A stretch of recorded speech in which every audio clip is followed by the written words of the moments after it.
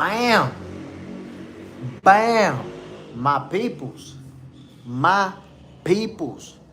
Welcome to another episode of Boxing for Breakfast, where you get your healthy dosage of sweet science early in the morning. Y'all know what we doing, man. We talking boxing. First of all, let me give a shout out to everybody who's already tuning in, already showing love in the building. My brother Toy Mafia, Cy, Positrack, Queeb in the building, underrated Will, Demon Ford, salute my brother Mr. Kale, already in the building, Trent Thomas, Boxing Fanatical, Shaggy, the letter M, Daniel Negron, my peoples. Good morning to everybody. Y'all know how I get down, what I always like to start things off with, reminding you it don't matter if it's cold, it don't matter if it's hot, if it's sunny, if it's raining or snowing. If you're awake, if you're breathing, God gave you another day, my peoples. Thank you, God, for giving us another one. We get to enjoy life. We get to enjoy our family. We get to enjoy the sweet science, my peoples. Let's talk about it. Some guys, my brother, bam. So, we're going to kick this thing off right away. This was breaking news yesterday. I was actually watching Blue Blood Sports TV the first time I seen it. Tank Davis was involved in a car accident. Apparently, he wrecked his car or wrecked one of his cars. And it seems like he's okay. I don't know if he is injured or the extent of his injuries, but based on what's being reported, he's not hurt. He was okay. He just totaled his car. Another situation for Tank Davis to be dealing with. Obviously, we know the legal stuff that he's going through, which is obviously in the courts right now. We've been hearing that Tank Davis is going to fight this year. We don't know who's going to be his opponent. Is this something that is going to affect the possibility of him fighting? I think not, because they're saying, or it's being reported that he wasn't hurt in this accident, right? So who will Tank Davis fight next? What will be his next move? We've been hearing that supposedly he's talking to the PBC, and instead of fighting a rematch with Pitbull Cruz, he's trying to make it a rematch with Lamont Roach. I don't know if he's been hearing us. You never know, my people. Maybe he's been hearing what we've been talking about. Not necessarily as us, maybe other fans. But maybe Tank Davis is hearing what the people are saying. They don't want to see a Pitbull rematch. Nobody cares about that fight. Nobody's calling for that fight. Now the Lamont Roach rematch, everybody wants to see it. We know that it had already been scheduled. That fight was going to happen. Only reason it didn't happen is because Jake Paul stepped in and sidetracked that whole plan. But there was a date and place and everything for a Lamont Roach Tank Davis rematch. So I think Tank and his team know that this is the rematch the fans want to see. We want to see it. We're not with the Pitbull rematch. And look, if they decide to go that route, I'm going to watch, and I know you guys are going to watch. But it's going to be like more of the same. Like, damn, another Tank fight that we didn't want? Another one? How many we going to get like this? So, nah, I'm not with the Pitbull rematch. I know how that plays out. It's like I told you guys before. Tank Davis beat Pitbull Cruz with one hand. That's the reason why he didn't dominate him. It was a one-handed performance. He did what he had to do to win. I would compare Tank Davis versus Pitbull Cruz to Shakur Stevenson versus Edwin De Los Santos. He didn't dominate De Los Santos. He beat him with one hand. I don't want to see a rematch. There's fans out there like, I want to see a rematch because Shakur didn't really dominate. Nah, I don't want to see no rematch. I know with two good hands, he'll dominate De Los Santos, make him look easy. I don't need to see that. And then be like, oh, I told you so. Look how this fight played out. No. Same thing with Tank and Pitbull. I know how that rematch plays out if it happens. Easy work for Tank Davis. That's the truth. Side facts. We don't want that bullshit. Queen, that's a good one. He should train extra hard, finding out what he did wrong, and change the game plan. The letter M. If Tank fights Roach, he will be free to call his shot after. He needs to get the Roach rematch out of the way. That's what the fans want to see. That's what we all want to see. And here's the thing. Here's the thing, Queeb, that I'm going to say about that first fight. Honestly, I believe the mistake that Tank made in that fight is one that he's made before a lot of times. He started too slow. And he gave up too many early rounds. So he does that a lot, but it doesn't affect him because he's going to knock the guy out later on, right? So losing a few rounds early, if you're going to get the knockout, no big deal. We're not even thinking about it. But this time with Lamont Roach, it caught up to him. Why? Because he got behind on the cards early and they couldn't make it up. They gave him the draw, but we all know what happened in that fight. You all seen it. The hydro grind. Roach is fighting Zepeda. It's already signed, and it's a mandatory fight for the vacant title. Yeah, but you know money talks. If Tank Davis says, yo, let's do it, Lamont Roach will be like, yeah, let's do that. Because I'm going to remind you the hydro grind. Lamont Roach fight was signed with Tank Davis too. They had the date scheduled and everything. When Jake Paul stepped in and they did their own business, was like, nah, Lamont, we done with that. Fights get canceled all the time, bro. Like the Lamont Roach versus Tank Davis fight, it wasn't even canceled officially. They just announced a whole other fight. So I know that Lamont Roach is down to fighting Zepeda, but if Tank Davis give him a call like, yo, let's run this rematch, nah. Lamont Roach going to be like, yeah, Zepeda can wait for another time. The letter M. A fight ain't solid till the bell rings. Yeah, man, that's true, too. And once both contracts are signed, in most cases, the fight is going to happen. But we've seen it many times. When both guys sign, we got a date and everything, and for whatever reason, it falls through. I think if Tank was to give Lamont Roach a call like, yo, forget about that fight. Fight me next. That will be the next fight. And that's the fan, that's what the fans want to see. Fans want to see, can Lamont Roach beat Tank Davis? Was that performance a fluke? Was Tank Davis having a bad night? I don't think so. I don't think Tank Davis was having a bad night or an off night. I think he underestimated Lamont Roach. I felt like, Lamont Roach got off to a quick start. Tank Davis got off to his usual slow start. And then when he tried to pick up the pace to look for the stoppage, it just wasn't there. So that's it. It had to go the distance. Tank went into that fight. Whoa. Tank went into that fight appearing like his plan was, I'm going to stop Roach. I'm going to take my time. And then I'm going to stop him. And it just didn't work out that way. It didn't play out the way he wanted it to. Queen, he's too slow at the start. He must try to stay a claim at the fight early and hit him with powerful shots so Roach won't get comfortable. That's the thing, man. Roach was super comfortable from early on. And Tank just couldn't take that confidence away from him. And here's the thing, man. With Lamont Roach, we saw something against Tank Davis that we never seen before. You never seen nobody counter-punching Tank Davis counter-punch.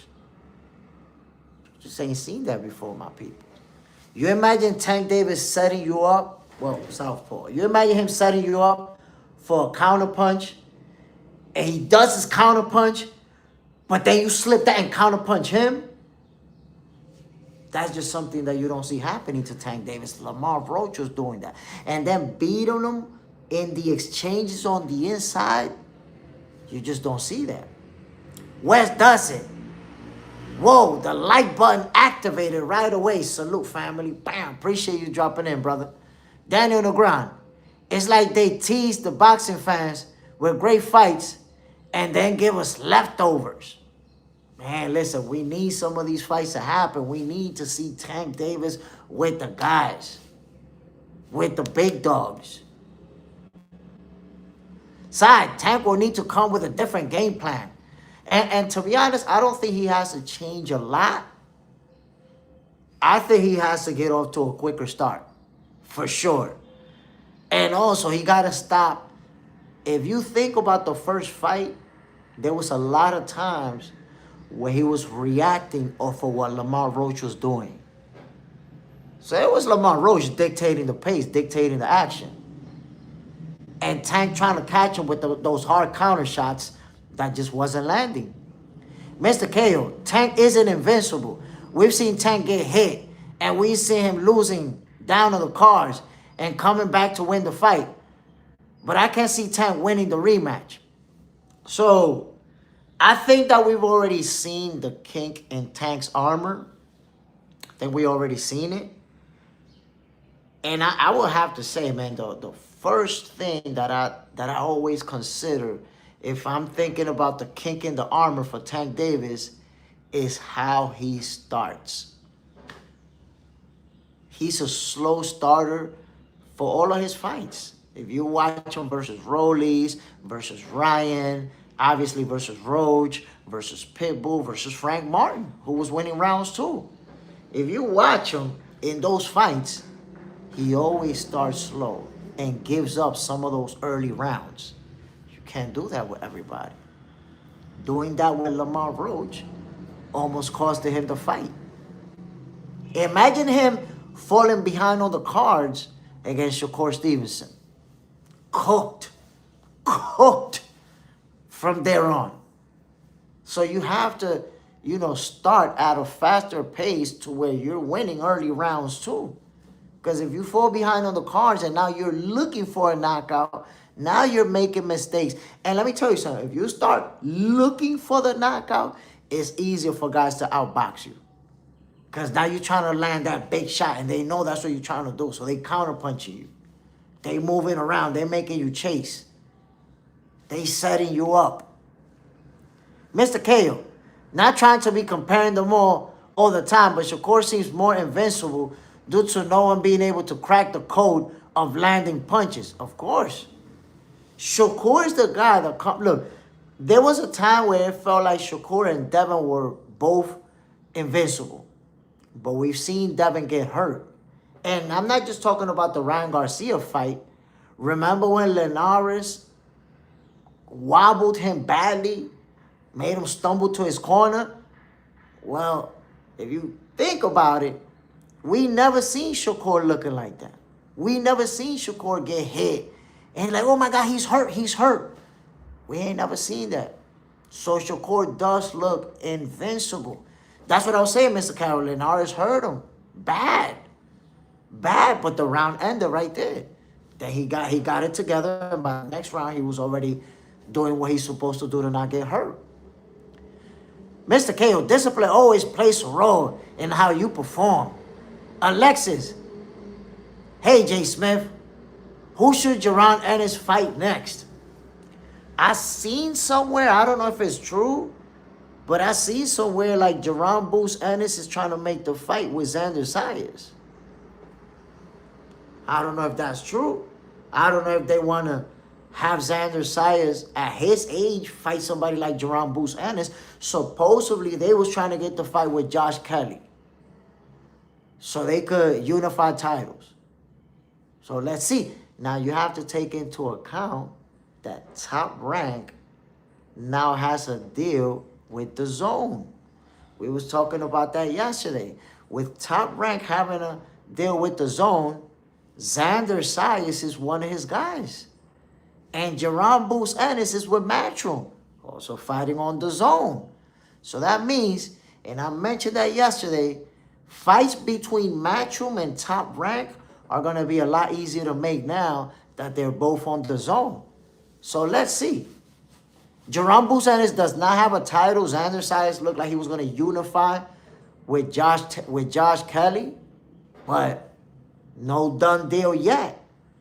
But I seen a report that they're in talks to try to make Xander Sayers versus Jaron Boost Ennis for this summer. That fight would be crazy.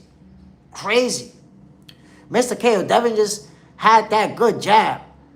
keeping the distance and controlling the pace. Devin has defense, but Shakur has that special type of defense, that gifted type. Listen, man, Devin is has great defense. It's just that Shakur is on that Floyd Mayweather level of defense. Dodger grind. Sai said this week that he's more interested in unifying and getting belts than making money. Focused on Kelly and Fundora. Let's see. Let's see what's going to be next for Xander Sayas.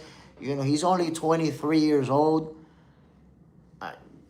He has a lot of options. He could defend his titles. He could go after more titles. He could, he could do a lot. Now, I don't see that he or his team would want to get in there with Jaron Ennis. I honestly just don't see it.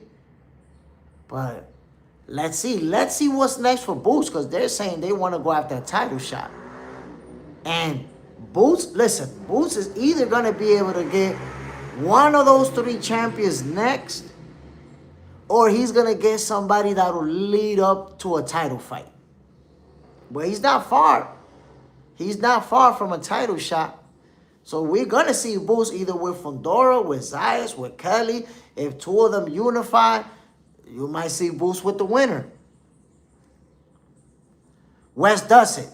I want to see Gary Antoine and Shakur more than any of them. Ooh, I like that fight. I really like that fight. The only thing is that Gary Antoine Russell doesn't have the name like that. He's not that level of star. So because of that, I wonder if we'll see Shakur fighting him. So you got to think about it. Shakur wanted to get in there with Ryan Garcia, who's obviously a big star. He wants to fight Tank Davis, one of the biggest stars in boxing. He just came off of beating Teofimo Lopez, another one of the young big stars in boxing. So I don't think at this point Gary Antoine Russell get that opportunity. At this point. I'm not saying that it won't happen down the line, but I think right now his name, he got to step his name up. His profile, his star power got to go up for Shakur to be interested in that fight. The letter M. Sugar Shakur is the closest to Mayweather I've seen. We're witnessing greatness. That is a fact, the letter M. It doesn't get any closer. You see how Kobe Bryant at times looked like a carbon copy of Michael Jordan? That's the same thing. When you look at Shakur Stevenson, he's like a copy of Floyd Mayweather. You see a lot of things that he does. And not just what Shakur does inside the ring and how he behaves, but you have to simply look at the narrative that was on Floyd and the narrative that is on Shakur. It's identical. People said that Floyd was boring, that Floyd didn't have no power, that Floyd was pity-patting, that Floyd couldn't hurt nobody. All of the things that you saw people say about Floyd, you see how they say it now about Shakur. It's the exact same thing. It's the exact same thing. Now you get to hear Shakur is boring. Shakur has no power. Shakur ain't knock nobody out. Shakur style putting me to sleep. It's the exact same thing. Look, there isn't a narrative that wasn't put on Floyd Mayweather that you don't see now on Shakur Stevenson. Now, look at the similarities. First, I'm mentioning the narrative that the fans had, right? That Floyd was pity-patty, that he was running too much, that he was too boring to watch, that people was falling asleep in his fight. All of that stuff, they already say it about Shakur, the same thing, right? But then you got to look at who was the best defensive fighter in Floyd's era? Floyd Mayweather. Who was the hardest person to hit in his entire era of boxing?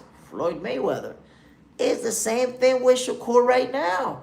Who's the guy who gets hit the least per fight? Shakur. Who gets hit the least per round? Shakur. Who takes the least damage per fight? Shakur. Who we ain't never seen hurt or having to fight through adversity? Shakur. He's the guy. Literally, his career is playing out literally identical to Floyd. And by the way, at 28 years old, Shakur already a 4th-division champion. Floyd was a 4th-division champion, if I'm not mistaken, at 30 years old. So Shakur became a 4th-division champion faster than Floyd Mayweather. Let that sizzle in your spirit. Walter Vaz, Xander negotiating with Boots. I read that somewhere. Because I've seen that Xander wanted to fight with Josh Kelly, but I've seen somewhere that Top Rank and Matchroom are actually talking about Xander Sayas and Boots for this summer. Wes Dustin, Shakur locking in with Andre Ward and Terence Crawford give him so much good info and sparring. He will be an all-time great. That's the thing, man, that Shakur is coming up with greatness. He's worked with Floyd Mayweather himself. Works with Bud, spars with Bud. Works with Andre Ward too. You have to understand, when they say iron sharpens iron, that's not an exaggeration. You know, it's facts. F. Para. In the end, we need to see Shakur and Tank at 140 and win against Haney at 147. I want Shakur and Haney at 147 more than Shakur and Tank. Tank needs to fight Roach, again, in my opinion. So I think we all want to see Tank Davis versus Lamont Roach. That rematch, obviously Lamont Roach deserves it. We know how the first fight played out. But ultimately, the biggest fight in boxing is Shakur and Tank. You know, styles make fights, and them having the styles that they have make people want to say that Tank will be the first to beat Shakur, and it made people say that Shakur is going to cook him. Quick, I wonder who's the closest to Manny today. The closest to Manny Pacquiao, Naoya Inoue. Is Naoya Inoue. In fact, I'll say this. Naoya Inoue is like Manny Pacquiao, but better. And that might sound like an exaggeration or something like that, but I watched Manny Pacquiao from early in his career, from when he became famous to the rest of his career.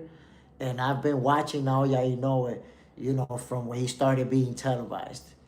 And I'm telling you, the only difference, the only thing that will make a difference in their careers is that Manny Pacquiao is physically bigger than Naoya Inoue. So he was able to climb up more divisions. Inoue's not going to be able to do no 8-division stuff. He's too small. Too small. I think I've seen him listed as 5'4". He ain't no 5'4". You see him standing next to his opponent, yo, he like 5'2", 5'3". You see him standing next to his opponents after wins, he's always way smaller than them. So I think because of his size, I know for a fact, because of his size, he's not going to be able to move up and fight in as many divisions as Manny Pacquiao. But, you know, he's going to beat a bunch of champions. He's already been undisputed in 2 divisions. Manny Pacquiao was never undisputed. You know, he's going to accomplish some things that Manny Pacquiao didn't accomplish. Plus, obviously, he stayed undefeated a lot longer than Manny Pacquiao, who took losses early in his career.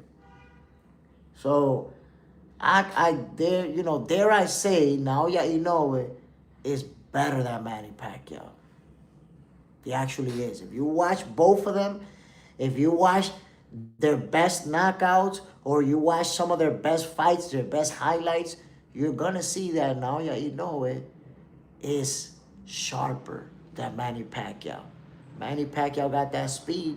Inoue got that speed too. The hand speed is crazy for both of them. The footwork is crazy for both of them. I give Pacquiao a little bit of an edge with the footwork.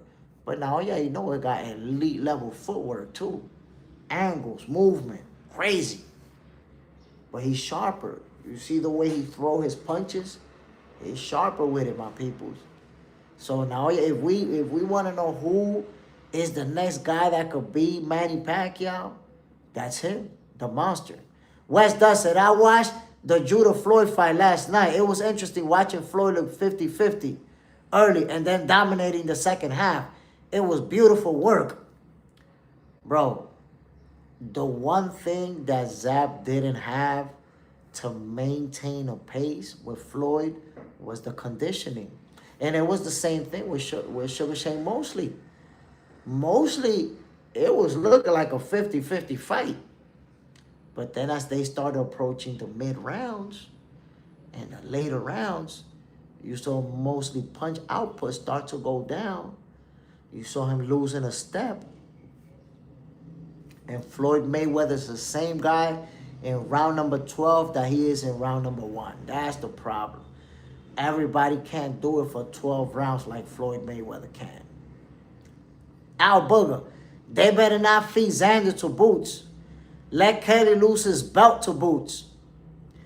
I mean, after the Kelly fight, right after the Kelly fight, they were saying that him and Boots was going to go next.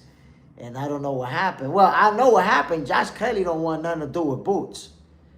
He started talking about, oh, he's not interested in that fight because he wants to unify titles and he wants to... You could see that he didn't want nothing to do with Boots.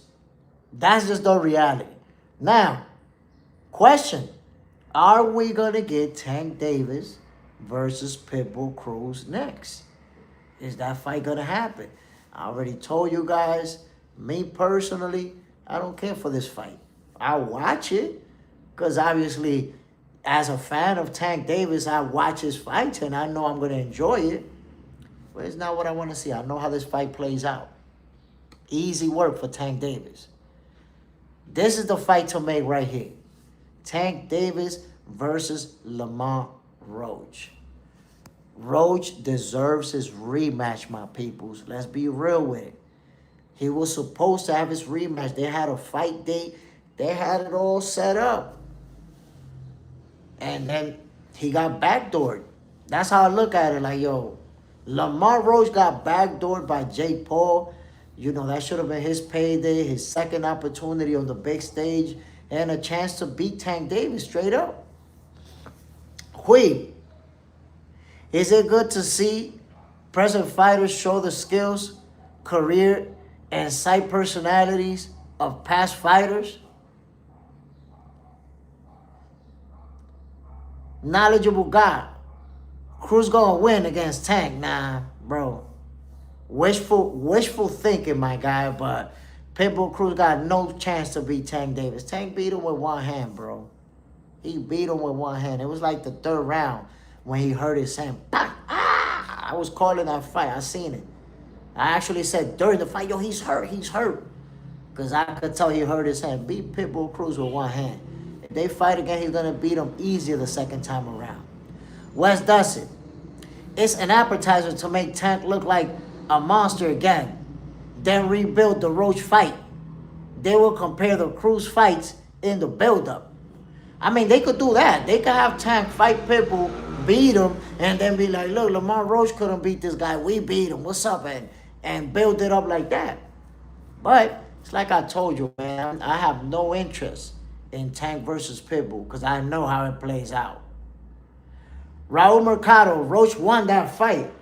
I mean, a lot of us saw Lamont Roach beat Tank Davis. A lot of us see it that way. But it played out the way that it did. Quick. For Tank versus Pitbull can be a tune-up. First, then Roach. Knowledgeable guy. Remember I said it. Not knowledgeable guy. You might be new to the channel. So let me introduce myself. I'm Jay Stradamus. Go back and check out what happens when people contradict me.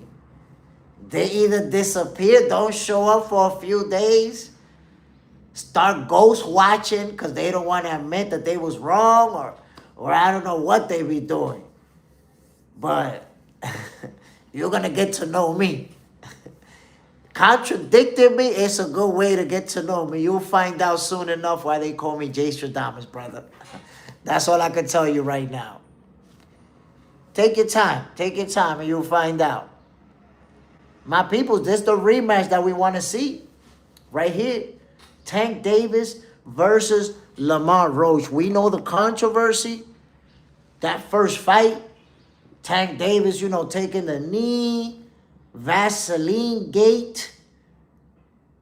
You know, the referee just standing there looking at everybody like he don't know what's going on. That's been one of the most bizarre moments in boxing.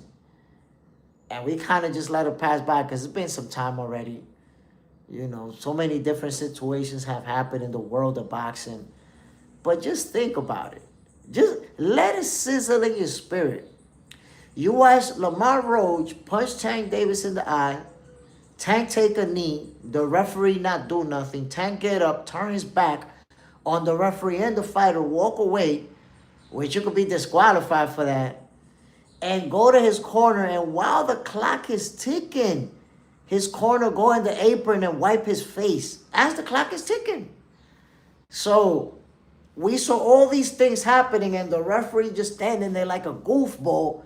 And we're watching it like, what the fuck is going on? What the hell is this? I mean, I know it's a TGD Promotions. I know it's a Tank Davis show. But that don't mean he could do whatever the hell he wants inside the ring, bro. What the hell just happened? So, based off of what happened in that fight, that's the main reason why we all want to see the rematch. Because, come on now, Lamont Roach should have walked out of there with a W. Lamont Roach, look, even the New York State Athletic Commission said that the referee made a mistake that should have been scored a knockdown. Now, if it should have been scored a knockdown, two other judges scored the fight a draw, and one of the judges actually saw it for Tank Davis, meaning none of those three judges gave the fight to Roach. One gave it to Tank, the other two gave it a draw. But if that's the case, the two who gave it a draw, if that would have been a 10-8 round when Tank took a knee, Lamont Roach would have won on those two cards and he would have won the fight. He would have been the first guy to give Tank an L.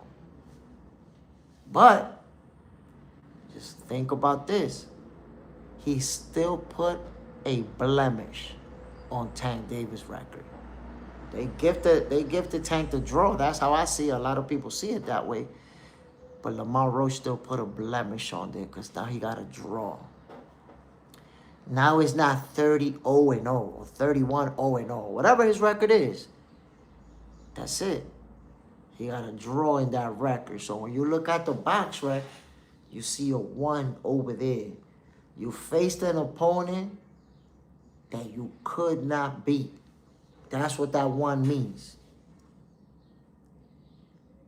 Al Booger. Yo, I haven't seen Steve Willis since then. I haven't seen him. Honestly, I don't know if I've seen him. I don't know if I've seen him since. That's the thing. If a referee suspended, I don't know if they share that information publicly. I think he just might not ref for like 6 months or whatever amount of time they suspended for, and then he's right back in it. But I didn't see no news that he was suspended. Maybe he has been refereeing smaller events. Maybe so. Quid, I wonder what that ref had to say about that fight. He fumbled that so hard. Gay Rivera, salute family, bam. Calm down, Jay Smith. Tankamania is going to come here and talk shit. So, the New York State Athletic Commission, you know, they reviewed it, right? And they said that the referee made a mistake. But they chose to leave the decision as is. Let me ask you a question.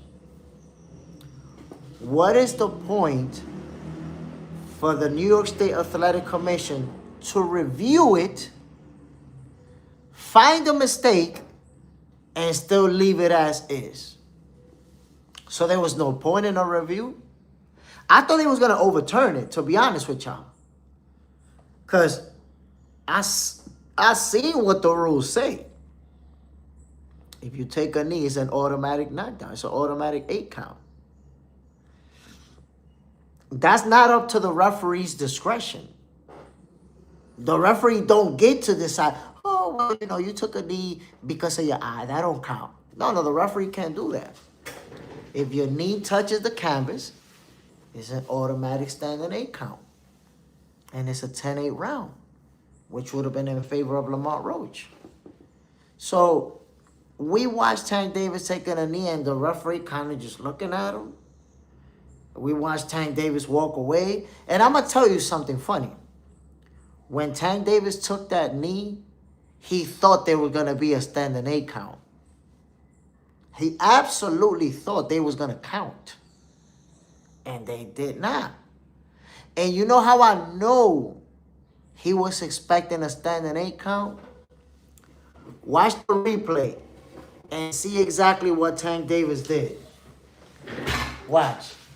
It's him and Roach, bam, bam, bam, going at it, right? They trading. Lamont Roach catches him, bam, with a shot in the eye. And you see him go like that with his eye. And then he take a knee, right? As soon as Tank Davis took a knee, this is what he did. He got up and turned around and started walking. Now, what does that tell you? He thought the referee was going to count. When you get dropped, you know how somebody get dropped? Boom. And they start counting and they send the other guy to the neutral corner. So guys normally get up and walk to the corner, you know, trying to get it together. That's what Tank Davis did. He got up from the canvas under the assumption that the referee was going to count. And they started a count. The referee just stopped and decided not to count. We'll never understand it. We'll never know why he decided to not count. We'll never know why Tank Davis turned around and the referee did nothing. Corner goes on the apron, wipe his face, nothing. That's 3 things that happened right there in a sequence. Tank Davis taking a knee, Tank Davis turning his back on the ref and the opponent, walking away, and then Tank Davis having his face wiped while the goddamn clock is ticking. You ain't never seen some shit like that in your life. Quib, here's a theory. Do you think they did that just to protect Tank's record as much as possible? Maybe to protect the bigger star? Of course, that's what it looked like it was. That's exactly what it looked like it was. This is the bigger star. We're not about to give this guy an L. Make that shit a draw. I'm going to also remind you, and I was saying it, after the fight, it took a long time for them to announce the winner. I like, yo, what's taking so long? Whoa, this is taking a long time right here. And I said it, yo, right when they announced, I was like, oh, nah, man, they was cooking them cards. Them cards got cooked. When the fight was over, think about how much time it took for them to announce the winner or the results. They must have looked at the scorecards and were like, whoa, fix that shit. Y'all got Tank losing? Nah, y'all need to fix that shit. Fix the goddamn scorecards. Make that fight a draw. Alexis J. Smith. Is there a kid in boxing match and ref don't see is there? I didn't understand that, my brother. Is there a KO in boxing match?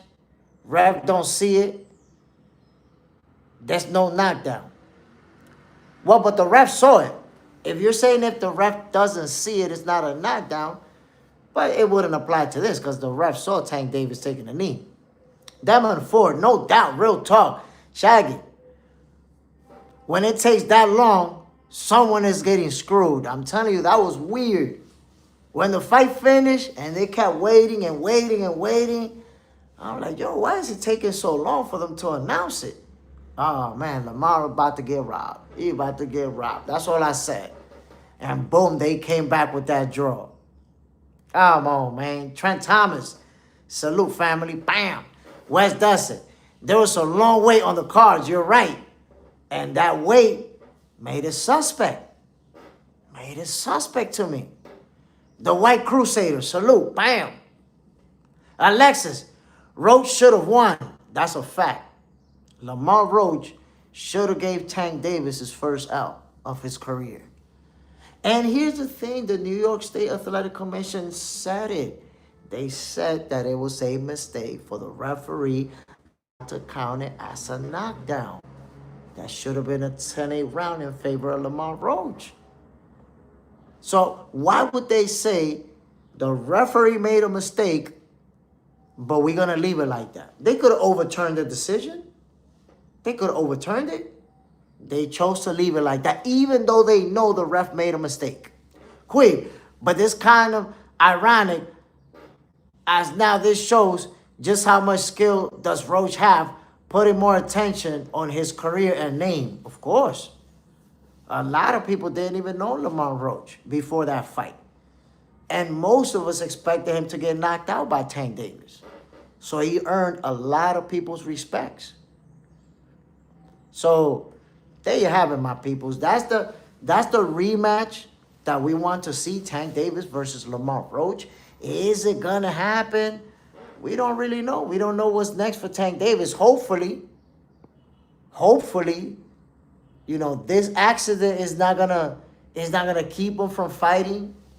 You know, we've been told or it's been reported that the car was obviously totaled. You see an image right there, but Tank Davis looks to be good. Looks like he wasn't hurt. That picture that you see right there, I don't know if that's just an AI picture.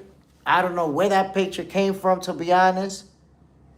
But hopefully Tank Davis physically is good and will be able to step back in the ring this year. I don't know if it's going to be with Pitbull. I don't know if it's going to be with Roach. But ultimately, I think we all want to see Tank Davis back in the ring. My peoples, let's move on to Ryan Garcia and Shakur Stevenson real quick. Because Ryan Garcia said, Shakur ducked me, Devin ducked me, and I don't know who else ducked me. And the only option might be Teofimo. But it'll be hard for Teofimo Lopez to go to the welterweight division. So you're like, I don't really have many options. Shakur just ducked me, and look what Shakur says. You send me a contract? Shakur's like, yo, wait a minute. How I duck? You ain't even send me no contract. You ain't trying to make no fight to say that I duck. Damn it, for I personally don't think Tank wants that kind of smoke ever again. Listen, supposedly, Tank Davis is talking to the PBC to make that rematch.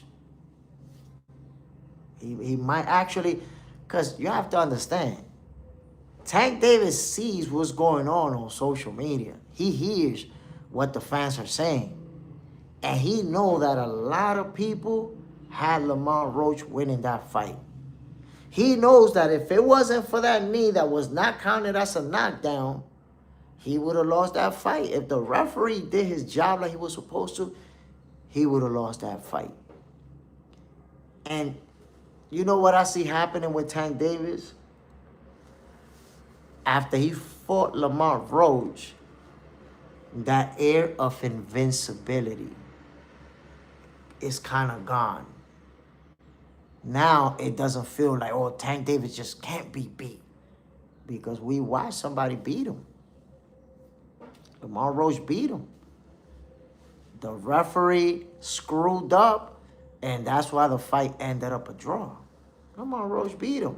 If we look at the scorecards, right, and then we give him the 10-8 round for that knee Tank Davis took, Lamont Roach won the fight. So I think that took away that air of invincibility. Because remember, we've seen Tank Davis losing rounds. We've seen him get hit. But it doesn't matter for you to lose a round or two when you're going to knock the guy out down the line, right? So it's like, no big deal. You know, he lost a few rounds. He still knocked the guy out. No biggie. But now we just watched him with a guy that he couldn't stop him. He couldn't get the stoppage.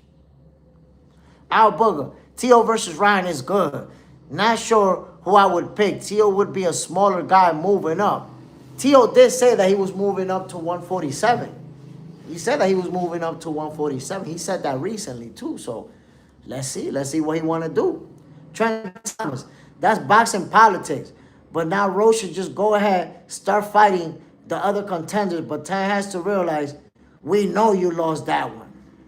We know he took an L. But I think that's the reason why he probably wants to get back in there with Lamont Roach. Because now if he could get that fight back and win it, that's going to get that monkey off his back. Like, I got him. I beat him. Clifton Dennis, no 10-8 round. He wasn't even hurt. Draw, my brother. Clifton Dennis, you're getting away from the rules of boxing, my guy. The rules of boxing don't stipulate that it's a knockdown when you hurt or when you're not hurt. It stipulates that if your knee or your gloves touch the canvas, that's a 10-8 round. You can't make up your own rules. Like, well, he wasn't hurt, so that's not a knockdown. There's no such thing as you got to be hurt for it to be a knockdown. Do you realize that if I punch you and you fall, it doesn't matter whether you hurt or not, you fell, that's what matters. It's a knockdown. It's a knockdown, bro. Let's be real. Let's keep it real. And you're saying that he had a brain fart. Come on, bro. A guy who's been fighting since he was a little kid, and now as a professional, you really think he had a brain fart? Nah, bro. He got frustrated because he was getting beat to the punch. He took a knee to stop the action, to slow down the action. That was no brain fart. Clifton Dennis, I'm not making up the rules. What did they say? Of course you're making up the rules, my brother, because you're saying that Tank Davis wasn't even hurt. So because of that, it's not a knockdown. Whoever told you that you got to be hurt for it to be a knockdown, lied to you, my brother.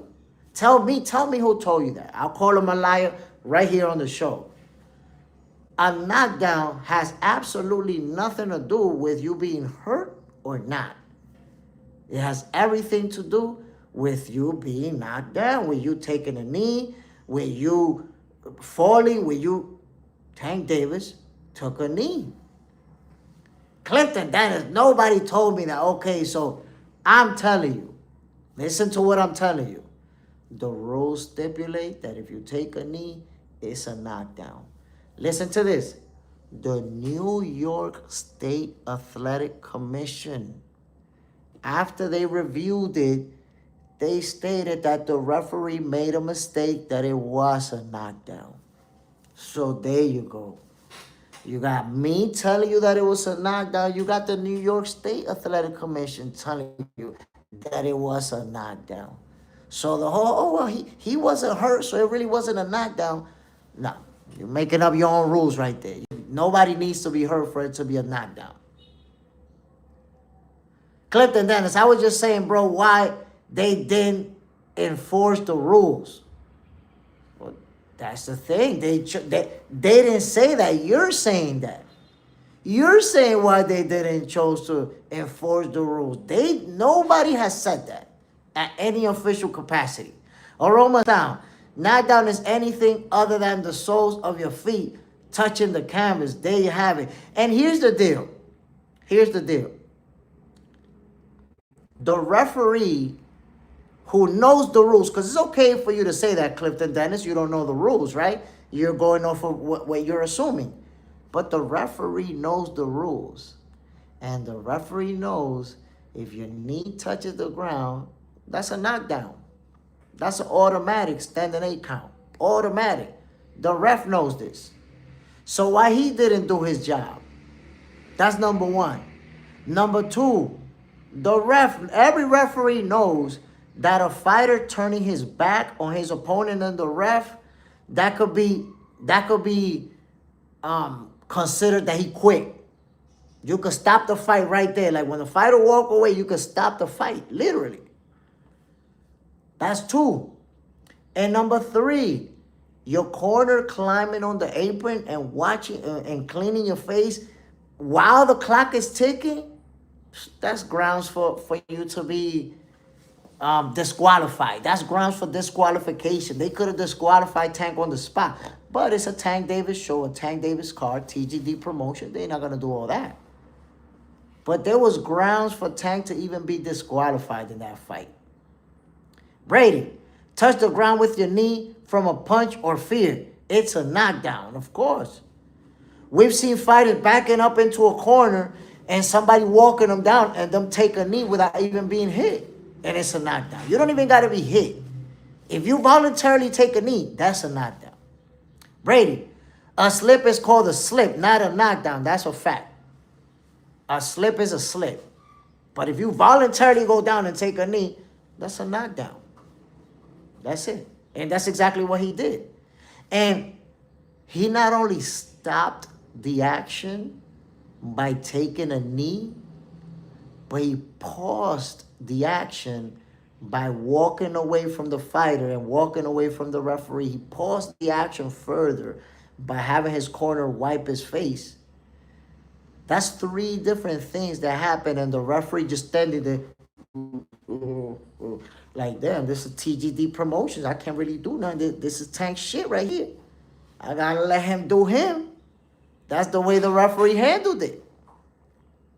Clifton Dennis, stop it, my guy. Just saying they didn't count it. If you miss a call in any sport, we have to live with it. Of course, we have to live with it. The problem is, we're not talking about any sport. We're talking about boxing. The referee saw the knee go down, and I'm gonna remind you, Clifton Dennis, because that you see, you keep not wanting to accept the reality of what happened. Look what you're saying. If you missed the call, bro, the referee did not miss the call. They started counting, and he stopped. Are you going to tell me that the referee did not see his knee in the ground? No. Are you going to tell me that the referee did not hear that the count started? No. Are you going to tell me that the referee didn't see Tank walking away into his corner? No. Are you going to tell me that the referee didn't see when they went on the apron and wiped his corner while the clock is ticking? Clifton Dennis, what exactly do you think that the referee missed? What exactly do you think that the referee missed? Because you sound like you full of shit. They missed it. We just got to deal with it. He didn't miss it, bro. We all know that he didn't miss it. You know that he didn't miss it. What are you talking about? Jose Cole, Abdul Wahid lied. Tank never lied. I mean, I don't know if Abdul Wahid lied, if Tank lied, who lied. But it looks like everybody lying, including Clifton Dennis. Talking about he missed it. Well, he missed it, Jay. They missed things. Nah, he didn't miss it, Clifton Dennis. Stop with the lies, bro. You don't got to lie like that. Trent Thomas. He know what he did. He slowed the action, broke the rhythm of the fight, and he won on star power that time. He got gifted a draw. Aroma Sound. Charlo took a knee against Canelo, just like you described, to stop the action. But that's what I'm trying to tell you. When a fighter's getting hit and they take a knee just to stop the action, that's a standing 8 count because you're trying to stop the action. And Charlo's not the other one. There's been other fighters who took a knee to stop the action because you get yourself a breather. You get in here with some good shots and you could take a knee, then that's even a smart thing to do, to buy yourself some time to get your shit together and get going again. So that's a smart thing to do, to take a knee. It's just that the referee didn't do his job. That was a Tank Davis referee, Tank Davis judges, a Tank Davis fan base. They did the Tank Davis thing to do. Let him slide with it. Queen, the only thing that I could say about this is that the commission, who does say it's a knockdown but don't do anything about it, or the one that needs to really explain it to him, they know the rules. So I gotta say, man, I was super disappointed with the commission. And how can you respect an athletic commission that tells you the referee made a mistake, but we're gonna leave the results like that? We're not gonna change it. We know if we give Tank Davis a 10-8 round, if we give Lamont Roach a 10-8 round, he wins this fight. We know. But we're not going to. We're going to leave the cards just like that. That's it. That's when you say, okay, you know, they sided with the big star and say, yo, let's not give the big star a loss. That's it. Clifton Dennis. What if they called it a knockdown and Tank went hard because he was down and got the KO? Oh, yeah, so what if? You got to understand that the commission, the ref, The judges, they not tankomaniacs. Tankomaniacs could have those what ifs, but they not.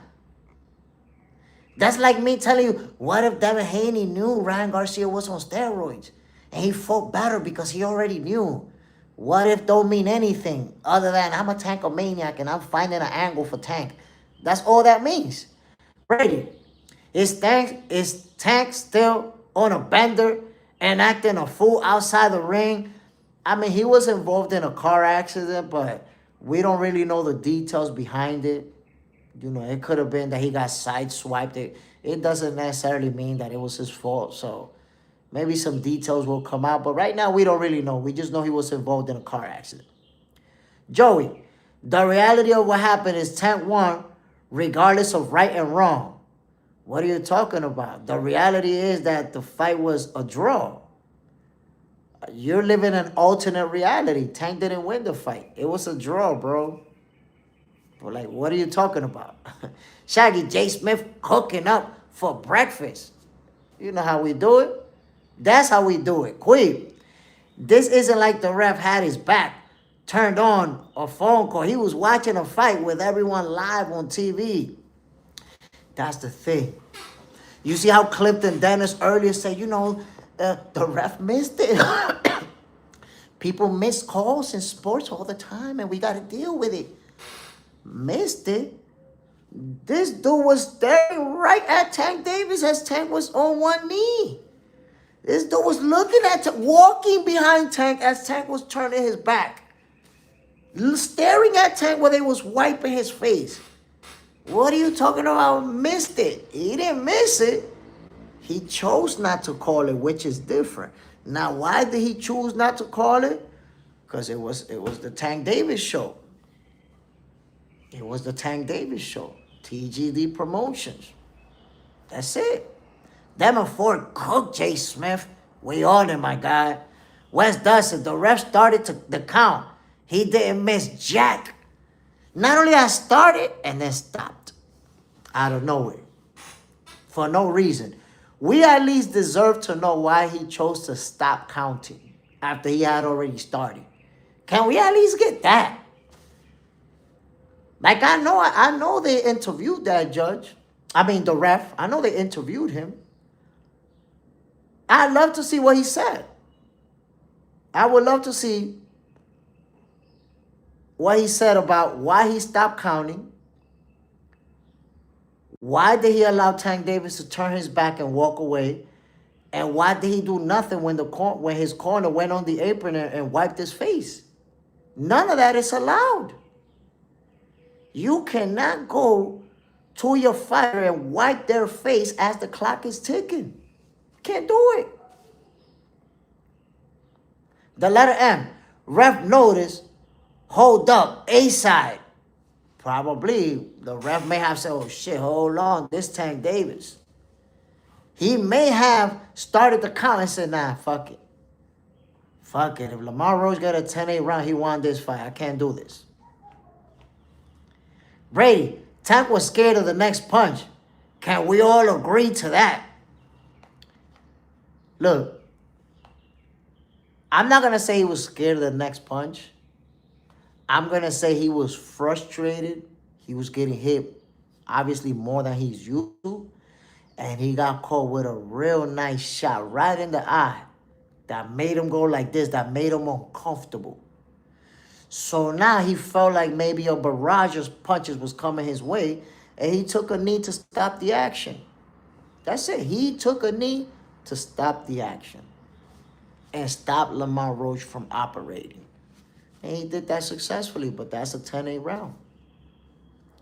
Quid, this is like over clinching in a fight just to give yourself more time to recover or to slow down the rhythm of the other opponent, of course. And we've seen referees give point deductions to fighters who excessively clinch. JJ's in there. Has salute, my brother. Bam. Trent Thomas. They have done this before. It's politics. We've seen it. We've seen it before. Mask. Steroids don't make a left hook faster, but it make it hit harder, though. Make it hit harder. JJ's in the house. I just got on the show, and the Tank fans are here already. Hey, listen, Tank has a lot of fans. They're loyal to him. I respect that. Alexis, because Tank couldn't see too much grease. I don't know what grease you're talking about, bro. Like, you really believe that Tank had done his day like 3 days before? I used to have cornrows. I used to have long hair. You know how dry that grease is after 3 days? You really believe that cornrows get done and in 3 days there's grease dripping down your face? That's false. That's not even realistic. Not only is it not realistic, they showed us the replay like 500 times. What grease? There was literally one braid. Lamont Roach punched him. It was literally one braid that went like that. Bing! One of his braids, bing, was loaded with grease. That's some Tankomaniac shit only Tankomaniacs believe. Outside of Tankomaniacs, nobody believed the grease stuff. Nobody. The letter M. What if the red yells out, because I'm a Tankomaniac? I mean, the ref was acting like a Tankomaniac. Underrated Will Facts. West does it. Tank did what Ryan did when he got him against Tank. See, Ryan took a knee from that shot to the body. Only he couldn't get back up. You know, look, there's people that feel like Ryan quit. And it crossed my mind that maybe he quit. He got caught with a real good shot. Don't get it twisted. It was a good shot to the body, delayed reaction. But watching it, man, I honestly felt like he could have kept going. I felt like he could have kept going.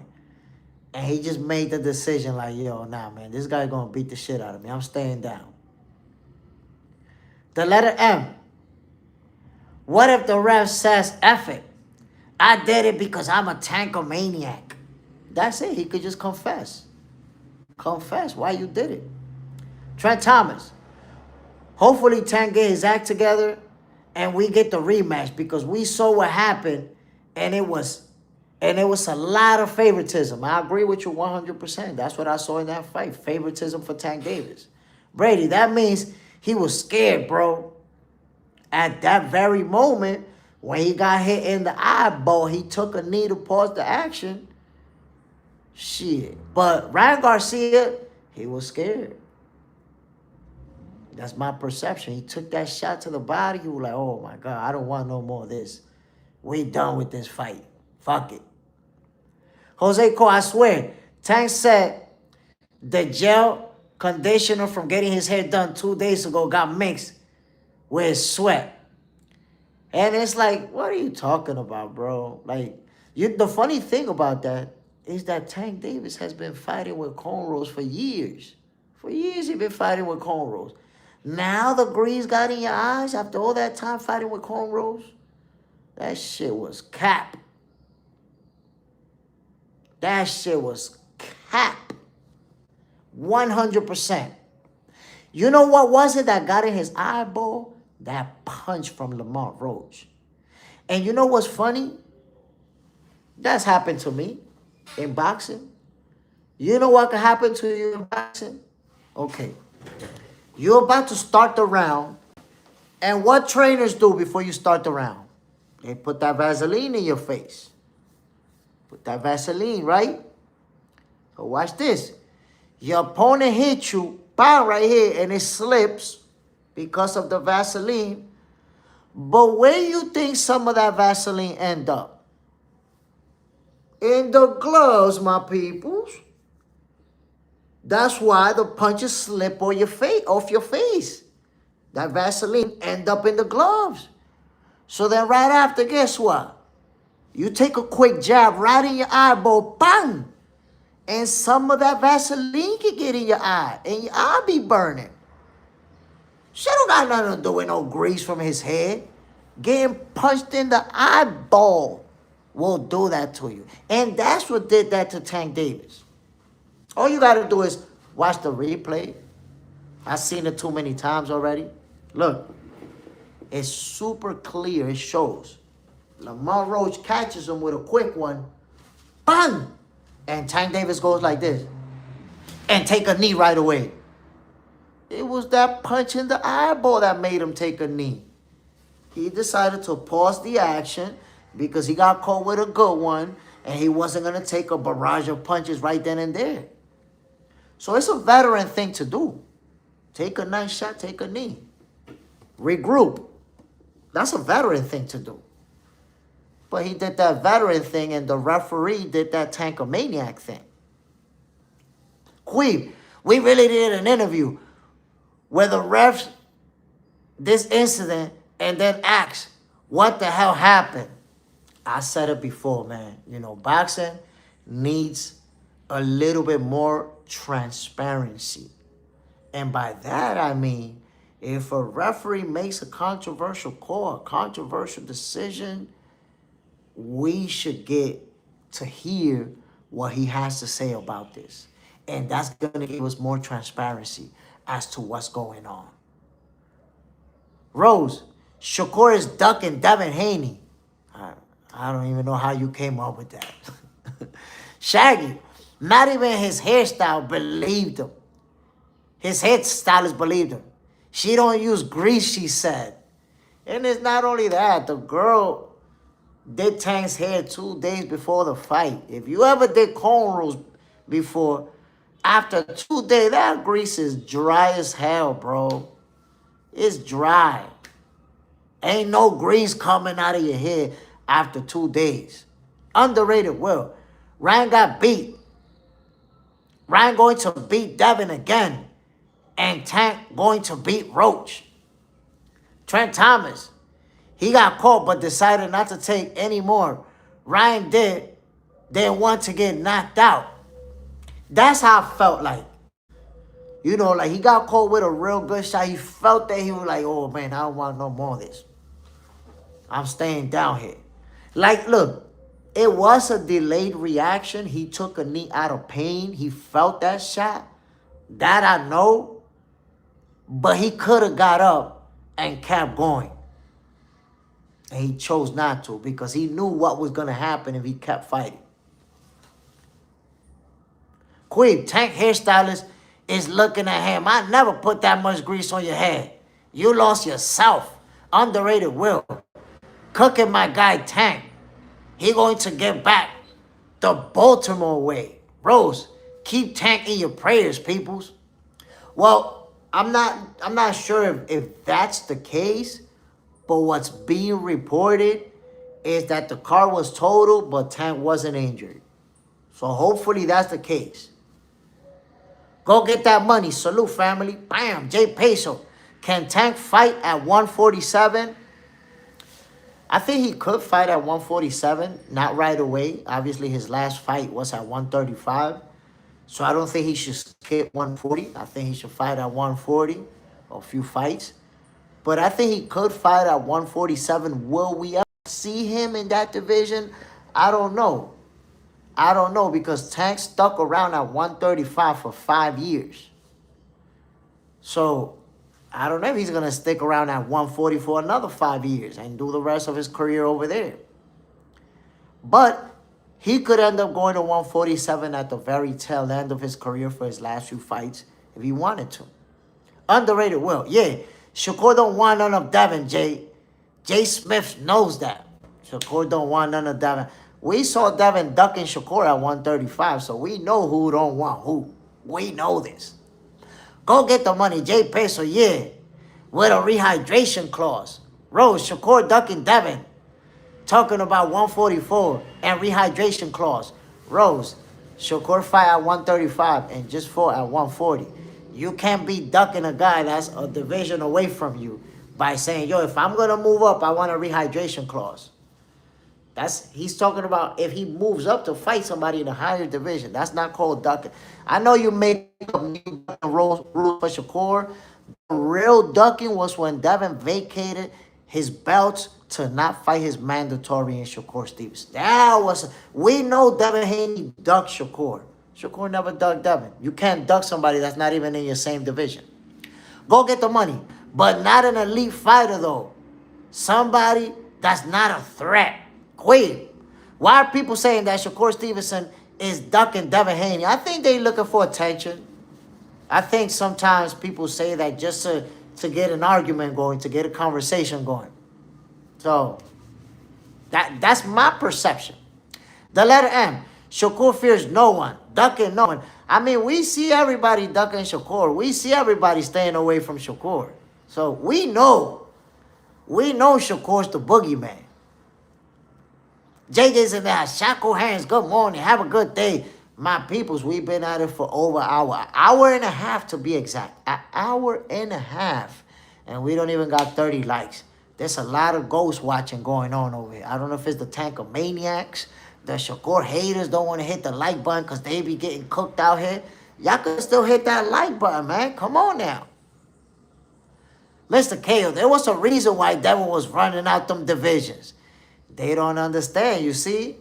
Rose don't understand what Devin did. First, he ran from Shakur at 135. Then he like, damn, Shakur's almost coming to 140. Now he went to 147. By the time Shakur go to 147, Devin already talking about going to 154. So what you don't understand, Rose, as a Shakur hater and probably as a tankomaniac, is that Devin Haney just keep leaving divisions to stay away from Shakur as far as possible. You can't be ducking a guy that won't even stay in your division. You can't be ducking a guy that's divisions away from you. Devin is already talking about 154. Look at that. Shakur might actually end up fighting again at 135 while Devin is at 154. So if you're not seeing that Devin Haney running from divisions always as far away as he can from Shakur, I don't know what to tell you. That's just the reality. He's running away. He don't want that smoke with Shakur. Clifton Dennis, stop. Devin no duck. Bill spoke on that the other day. So you're saying that Devin is not a duck because of what Bill said, what his father said? That's like me telling you McDonald's got the best French fries because McDonald's said that they got the best French fries. Like, really? You're going to refer to Bill to decide if Devin duck or not? That's crazy. That's crazy. That's like me telling you, yo, he ducked because Willie Moses said that he ducked. Like, why would I refer to Shakur's people to say that Devin ducked? That don't make no sense. Why would you refer to Devin Haney's father to say he didn't duck? You don't make no sense, bro. They said there's 37 people in the building and only 23 likes. I'm telling you, when we start talking about Tank Davis, the Tankomaniacs don't want to hit the like button. When we talk about Shakur Stevenson and Dev, the Shakur Stevenson haters don't want to hit the like button. They want to be ghost watching. Come on, man. Mr. KO, Devin already talking about moving up to 154 to fight Xander Sayers. That's what I'm saying, though. He's going to stay away from Shakur Stevenson as much as possible. Go as many divisions away as much as possible. And Rose talking about Shakur's ducking while Devin running away to different divisions. What are we talking about? Rose, nobody going to answer why Shakur ain't move up to 140 when Dev was there, but can do it for Teal. That's crazy. If Devin would have been at 140, he would have did it for Devin too. What are you talking about? He just did it right now. Did you forget that he was defending his title versus William Zepeda right before the Shakur Stevenson fight? He was defending his title at 135 and then moved up for Teal. What are you talking about? But that's the thing, Rose. When you're a hater of a fighter, you're always looking for these crazy logics. You're like Clifton Dennis, looking for these crazy logics to go against Shakur and these crazy logics that favor Devin. But it's not about logic. It's about facts. The facts are that Shakur Stevenson was the mandatory for Devin Haney. And y'all allowed Devin Haney to run away from his mandatory, vacate his title, leave the whole divisions, only because y'all say he made an offer. He made an offer. That means he didn't duck because he made an offer. Like, that is the newest ducking technique that was ever invented. If you got a mandatory and you don't want to fight him, make them a 25% offer. And when they say no, leave the division. It's not a duck because you made an offer. You made an offer, so it's not a duck. It was a duck. You can't get out of your mandatory by making an offer. There's no such thing as that. There's no such thing as that. Rose, Devin made 3 offers. What 3 offers are you talking about? Rose, what 3 offers are you talking about? We all know about the 25% offer. We all know that there was no negotiations. It was a take it or leave it offer. You're not taking it, we out of here. We leaving the division. I don't know what 3 offers, like, that's the thing when you're a hater of a fighter, and you, I don't know if you do this on purpose or not, but when you're a hater of a fighter, you start lying, you start saying things that didn't happen, you start making shit up out of thin air, just to try to have a good argument. Stop lying. At least tell the truth. Argue with the facts, with what actually happened. But don't make stuff up out of thin air. You got 3 offers? Where did you get these 3 offers? That none of us got them. Come on, lying doesn't work. Lying only shows that you're wrong. You're so wrong that you have to lie to try to feel right. No Jimenez. Yo, bro, good morning. Salute, family. Bam, Clifton Dennis. Camboso made 1 take it or leave it offer, and Devin took it. A 3-fight deal because he really wanted to fight. Clifton Dennis.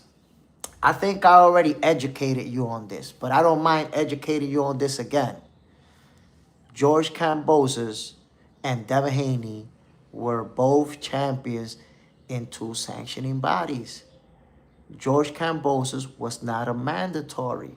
Devin Haney was not a mandatory for George Kambosos, which means, please try to understand this Clifton Dennis.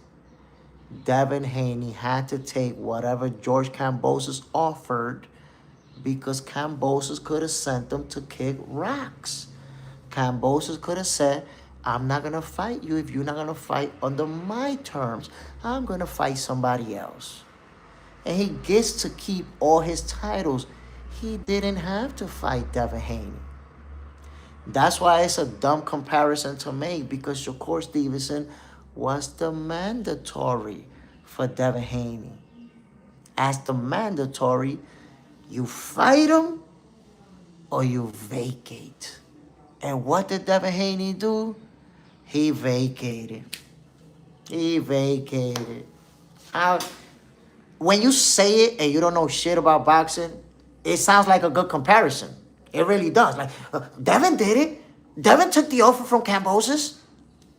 But that's because you don't know shit about boxing. I'm trying to school you over here. I'm trying to help you understand. Devin Haney had to take whatever George Kambosos offered. He had no choice. Shakur Stevenson did not have to take Devin Haney's offer because he's the mandatory. He's the mandatory. Clifton Dennis, I'm schooling you. I'm teaching you. I'm educating you. So you understand the difference between Devin and Kambosos, which is a unification fight. Kambosos doesn't have to take a unification fight if he doesn't want to. Devin Haney versus Shakur, it's a mandatory challenger. What happens if you don't take, if you guys don't agree to the money? We go to purse bid. Devin Haney and Shakur Stevenson was headed for a purse bid when Devin decided, no, I'm going to leave the division. I'm not going to fight anymore. I'm going to vacate these titles. He chose not to go to purse bid. He ducked the purse bid. With George Kambosos and Devin Haney, there would be no purse bid. If Kambosos say, I'm not going to fight you, and he's not going to fight him, and he's going to keep his titles. He's going to keep his belts if he don't fight Devin Haney. If Devin Haney says, I'm not going to fight Shakur, what happened? Lost his titles. And you know what's the biggest proof that it was a duck? The biggest proof that it was a duck. Devin Haney was undisputed. And he had been undisputed since he beat Kambosos, right? So here's what it shows what a duck it was. Devin Haney was asked multiple times about his undisputed status and him not vacating his titles to avoid paying those sanctioning fees, right? And he wasn't trying to do that. He preferred to pay the sanctioning fees because he wanted to keep all of the belts. He wanted to keep all 4 titles. He wanted to be undisputed. So he kept paying the sanctioning fees. And you remember when Devin Haney won that fight that Shakur climbed the ring? And Devin Haney booked it out of there. Quick. No face off, no nothing. Quick. Shakur got in the ring. Got out of there. And as he was leaving, he told Shakur, I'm number 1. And Shakur was like, yeah, not for long. Not for long, buddy. Because Shakur knew that he was going to be Devin's mandatory. And Devin was going to have to fight him. So what happened when the time came that we could have got Shakur versus Devin? Devin vacated the title and left the division and didn't fight Shakur. He ducked. That's it. It's not very complicated what happened. We all know what happened. So people could find a way to spin it into, oh no, it was Shakur that ducked. You could try to find a spin that you can look for. But what actually happened is that Devin Haney ducked Shakur Stevenson. That's just the reality. There's no getting around that. Clifton Dennis, there you go. He ducked the purse bid. He didn't duck the fight. Bro, if you duck the purse bid, you're ducking the fight. You are ducking the fight. You're absolutely ducking the fight. The purse bid is there so that we can fight. And Clifton Dennis, let me educate you further. Devin Haney was offering Shakur Stevenson 25%. Do you realize that the purse bid, it can go 80-20 for the champion? In the purse bid, Devin Haney may have gotten more than the 75%. Shakur Stevenson may have gotten less than the 25%. In the purse bid, Devin Haney may have made more money than the original offer. But the funny thing is, Devin Haney didn't even wait. Didn't even wait to find out how much money he could have gotten in the purse bid. He didn't even wait. I want you guys to think about this. If he really wanted to fight Shakur, he could have waited for the purse bid. He could have waited to find out how much money he's going to make. And then based on that, he could have been like, yo, we're going to make mad money. Let's fight. Or he could have been like, I don't like that money. We're not fighting. Then you guys could have had an excuse for him. You guys could have said, oh, he didn't like the money. That's why he didn't take the fight. That would have been a weak excuse, but cool story. But he didn't even wait to find out how much money he could have made in the purse bid. Didn't even want to find out. To make it worse, the purse bid was like 3-4 days to go for it to happen. It was about to happen. The same week that the purse bid was going to take place, Devin Haney decided to vacate the belts and leave the division. It's no more ducking that. It's no more obvious ducking than that. Could have went to purse bid. But let me explain to y'all. You know why Devin didn't go to the purse bid and did what he did?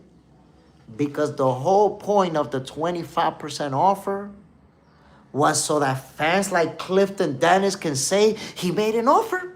He made an offer. It's not a duck. That was the point, and it worked. It worked.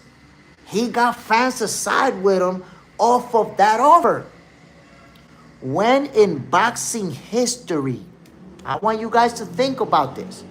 When in boxing history has a fighter got out of a mandatory by making an offer and then just leaving the division and vacating the title? Who else has ever pulled that off besides Devin Haney?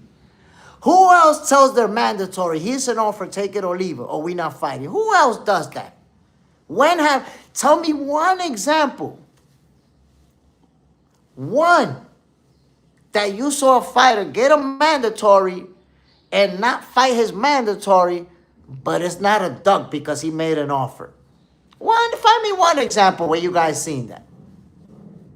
You ain't never seen that. You either fight your mandatory or you duck your mandatory. In Devin's case, it's not a duck because he made an offer. When did this start happening that you can make an offer to your mandatory so you don't have to fight because you made an offer? That doesn't even exist. That shows you the level of hate that people have for Shakur Stevenson. That Devin Haney ducked him and they won't accept it. They rather spin it the way they like to spin it, the way it sounds good in their head. Mr. KO, Shakur beat Yoshino to become Haney mandatory a month before Devin fought Loma already, setting up that fight at perfect timing. That says enough. I'm telling you, that fight was supposed to happen. Devin Haney versus Shakur Stevenson was supposed to happen. We should have seen that fight. But we didn't get it because Devin Haney vacated the title and left the division. You see how people say the fight didn't happen because of the 25%? That's like telling somebody a movie and not telling them the ending of the movie. You only tell them the beginning part that you liked. You watch the Rocky movie. Remember when Rocky fought Mr. T and he lost the first fight? And then there was a rematch and he beat Mr. T in the rematch? When they talk about the 25%, it's like they telling the movie and they're like, yeah, man, Rocky fought Mr. T and he lost to Mr. T. And they stop telling you the movie right there. So you think that Mr. T won and that's it. And like, damn, finish telling the story. The story ends with Rocky beating Mr. T. That's when the story ends. You see what happens when you tell the whole story? You find out what really happened. So Shakur Stevenson haters, they drill on that 25%. And they act as if the negotiations ended with the 25%. They didn't fight because of the 25%. But when you tell the whole story, wait a minute, Shakur's the mandatory for Devin Haney. He don't got to take the 25%. He's mandatory. If we don't agree on the money, we go to purse bid. And what happened when we was about to go to purse bid? Devin vacated. Who ended up putting Devin Haney's belt around his waist? Shakur Stevenson. Therefore, Devin duck. You see how simple it is? He duck. That's the reality. Quick, Jay Smith, as soon as you started cooking, the link are coming up. Keep cooking. Clifton Dennis, he wanted to defend Undisputed like true champion. Oh, my God. You're getting into what Devin wanted to do. So, Clifton Dennis, let me educate you once again. Because it's like I told you. When you don't know shit about boxing, you make up your own logic inside your head. And you go with it. Bro, he would have defended all 4 belts. It was mandatory for one. Doesn't mean that he was just going to defend one. Who lied to you about that? Who told you that he would have only defended? So I could call him a liar right here on the show. Or did you make that up out of thin air too? Who told you this? If Devin Haney would have fought Shakur, his mandatory, all of the belts would have been up for grabs. Y'all got to stop with the fake news. Stop with the fake narrative. Stop spreading the lies. Stop spreading your wrong assumptions that if he would have defended in Shakur, it would have only been 1 title on the line. But if Shakur would have took the 25% offer, then it would have been all 4 titles on the line. Y'all sound like Tankomaniacs, like Shakur Stevenson haters, like Devin Haney fanboys. At least argue with a valid foundation. Debate with a valid foundation, bro. But you over here talking about, it wouldn't have been for Undisputed. Devin wanted it to be for Undisputed. Huh? Who lied to you? That's why you got to keep watching me so I can educate you and you don't make those dumb arguments. If they would have fought, all the titles would have been on the line, champ. There's no such thing as, well, you're mandatory for this one title, so I'm only going to put this one title on the line, and the other three, I'm going to leave them at home. Is that what you think was going to happen? Clifton Dennis, that's really what you think was going to happen? If Devin Haney would have went to purse bid, he would have only been fighting for one title. He would have left the other three at home. Who told you this? Who lied to you like this? When an undisputed champion fights, all of their titles are on the line. Let me help you understand that so you never repeat that line again in your life.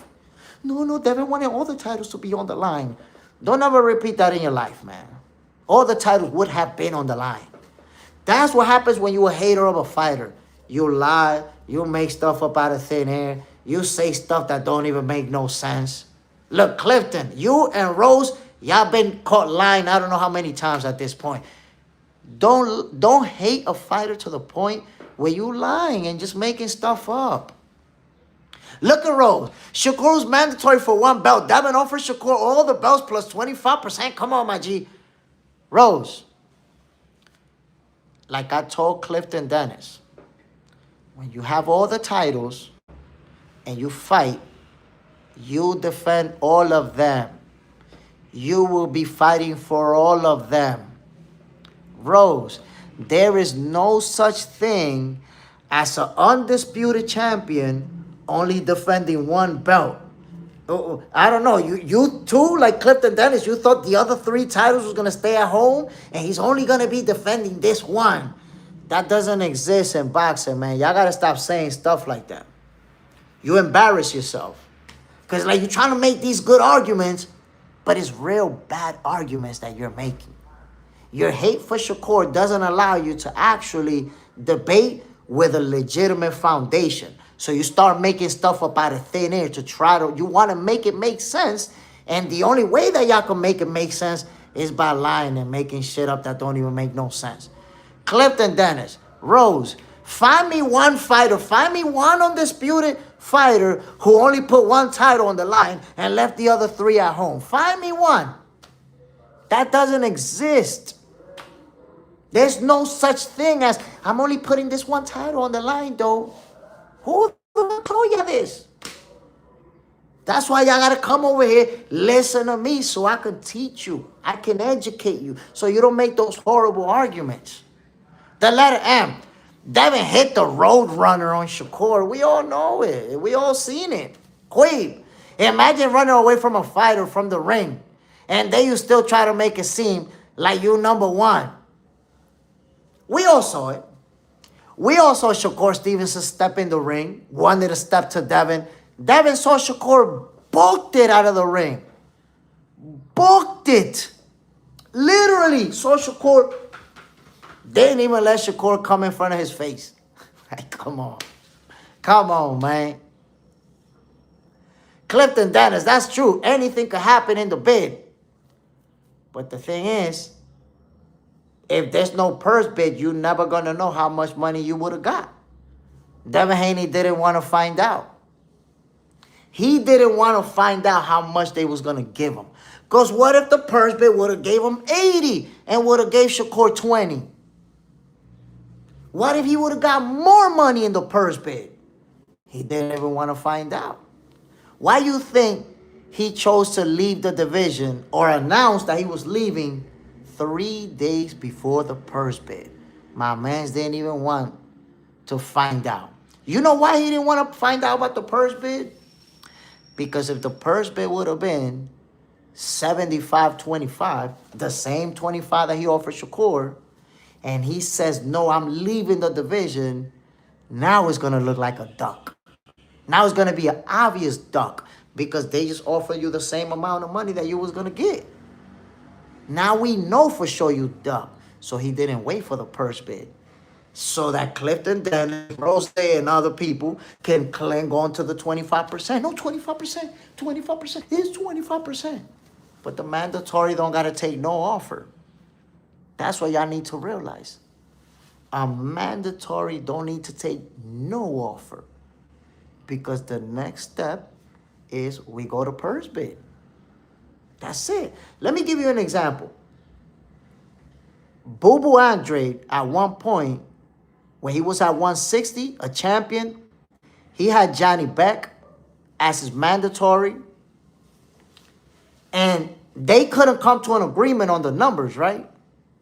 So once they couldn't come to an agreement on the numbers, they went to purse bid.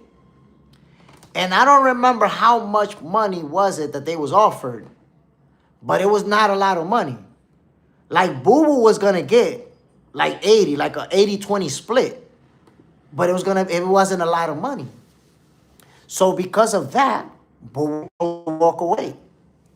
So look at the difference between Boo Boo and Devin.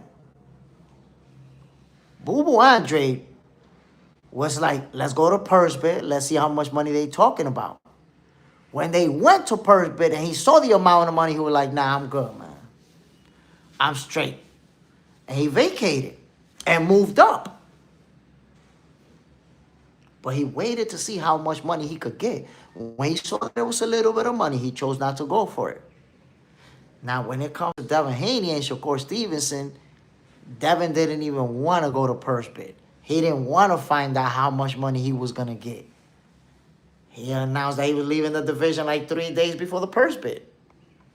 Trent Thomas, Shakur was in the line for the match, but Devin avoided the fight just like Canelo did with Benavidez. Same thing. Same thing right there. You have, the only difference is Canelo's situation was bad just like Devin, but Canelo's situation was crazy because he and Benavidez was in the same weight class for a year, while Benavidez was his mandatory and the WBC never mandated the fight. So at least Shakur had already been mandated to fight Devin Haney. And it's just Devin Haney wasn't having it. Benavidez was never mandated. He was the mandatory. But a lot of times people don't realize this. One thing is being the mandatory, and it's another, the fight being mandated. So a fighter could be your mandatory, but the sanctioning body doesn't mandate the fight. You're going about your business. So Benavidez was the mandatory. The WBC never mandated the fight. They never said, Canelo, you either fight him or we're going to strip you. So Canelo was able to do him. With Devin, he was already between a hard place and a rock, because he was mandated to fight Shakur, and there was already a purse bid, a date for a purse bid and everything. He chose not to do it. He didn't want to do it. That's just the reality. He did not want to fight Shakur Stevenson. If you look at everything that happened, the 25% offer was never real. The 25% offer was meant so that fans can side with Devin Haney. So that fans can say, nah, look, he made an offer. He made an offer. But it wasn't a legit offer. It wasn't legit at all. It wasn't, my peoples. Mr. KO. Devin went to 140 and forgot about Shakur and then kept moving. He was smart for him to let go of the titles and put all the marbles against Shakur, period. It made more sense to become a 2-division champion. I mean, it made more sense for him not to take a loss to Shakur Stevenson. It made more sense for him to move on and go in a different direction. Jay just announced, hit the like button for Jay Smith and Boxer and spitting all the facts. My peoples, come on now. Almost 2 hours. 2 hours of action. We didn't even get to 40 likes, y'all. Golly. The ghost watching is crazy this morning. The letter M. I can't front. Canelo duck is mandatory too. Look, anybody that says Canelo did not duck David Benavidez is delusional. Completely delusional. In fact, there was a point where they even reached out to Benavidez and made him an offer to fight Canelo. You guys remember when PBC was offering Canelo like $150 million to fight David Benavidez. I'm sure y'all remember that. And Benavidez got a real low ball offer. Like no pay-per-view, no nothing. And like $2 million flat. I don't remember if that was the offer, but it was like a real low ball offer. And Benavidez was like, I'll take it. I'll take it. Let's do it. And there's an interview out there where he says, yo, I told him I'll take the offer, and I never heard from them after that. That's it. They never talked to me about it again. So they could have actually offered a low ball offer to Benavidez so he could turn it down, and then Canelo can come out and say, yo, he ducked me. He ducked me. We made an offer, and he refused it. But Benavidez was like, no, I'll take it. Because he knows that Canelo doesn't want to fight him. Canelo's team doesn't want him to get in the ring with Benavidez. He knows that. Clifton Dennis. But it does exist. How do you think fights are made, Jay? Every mandatory doesn't go to bid. Every mandatory, but I never said mandatory. Every mandatory goes to bid.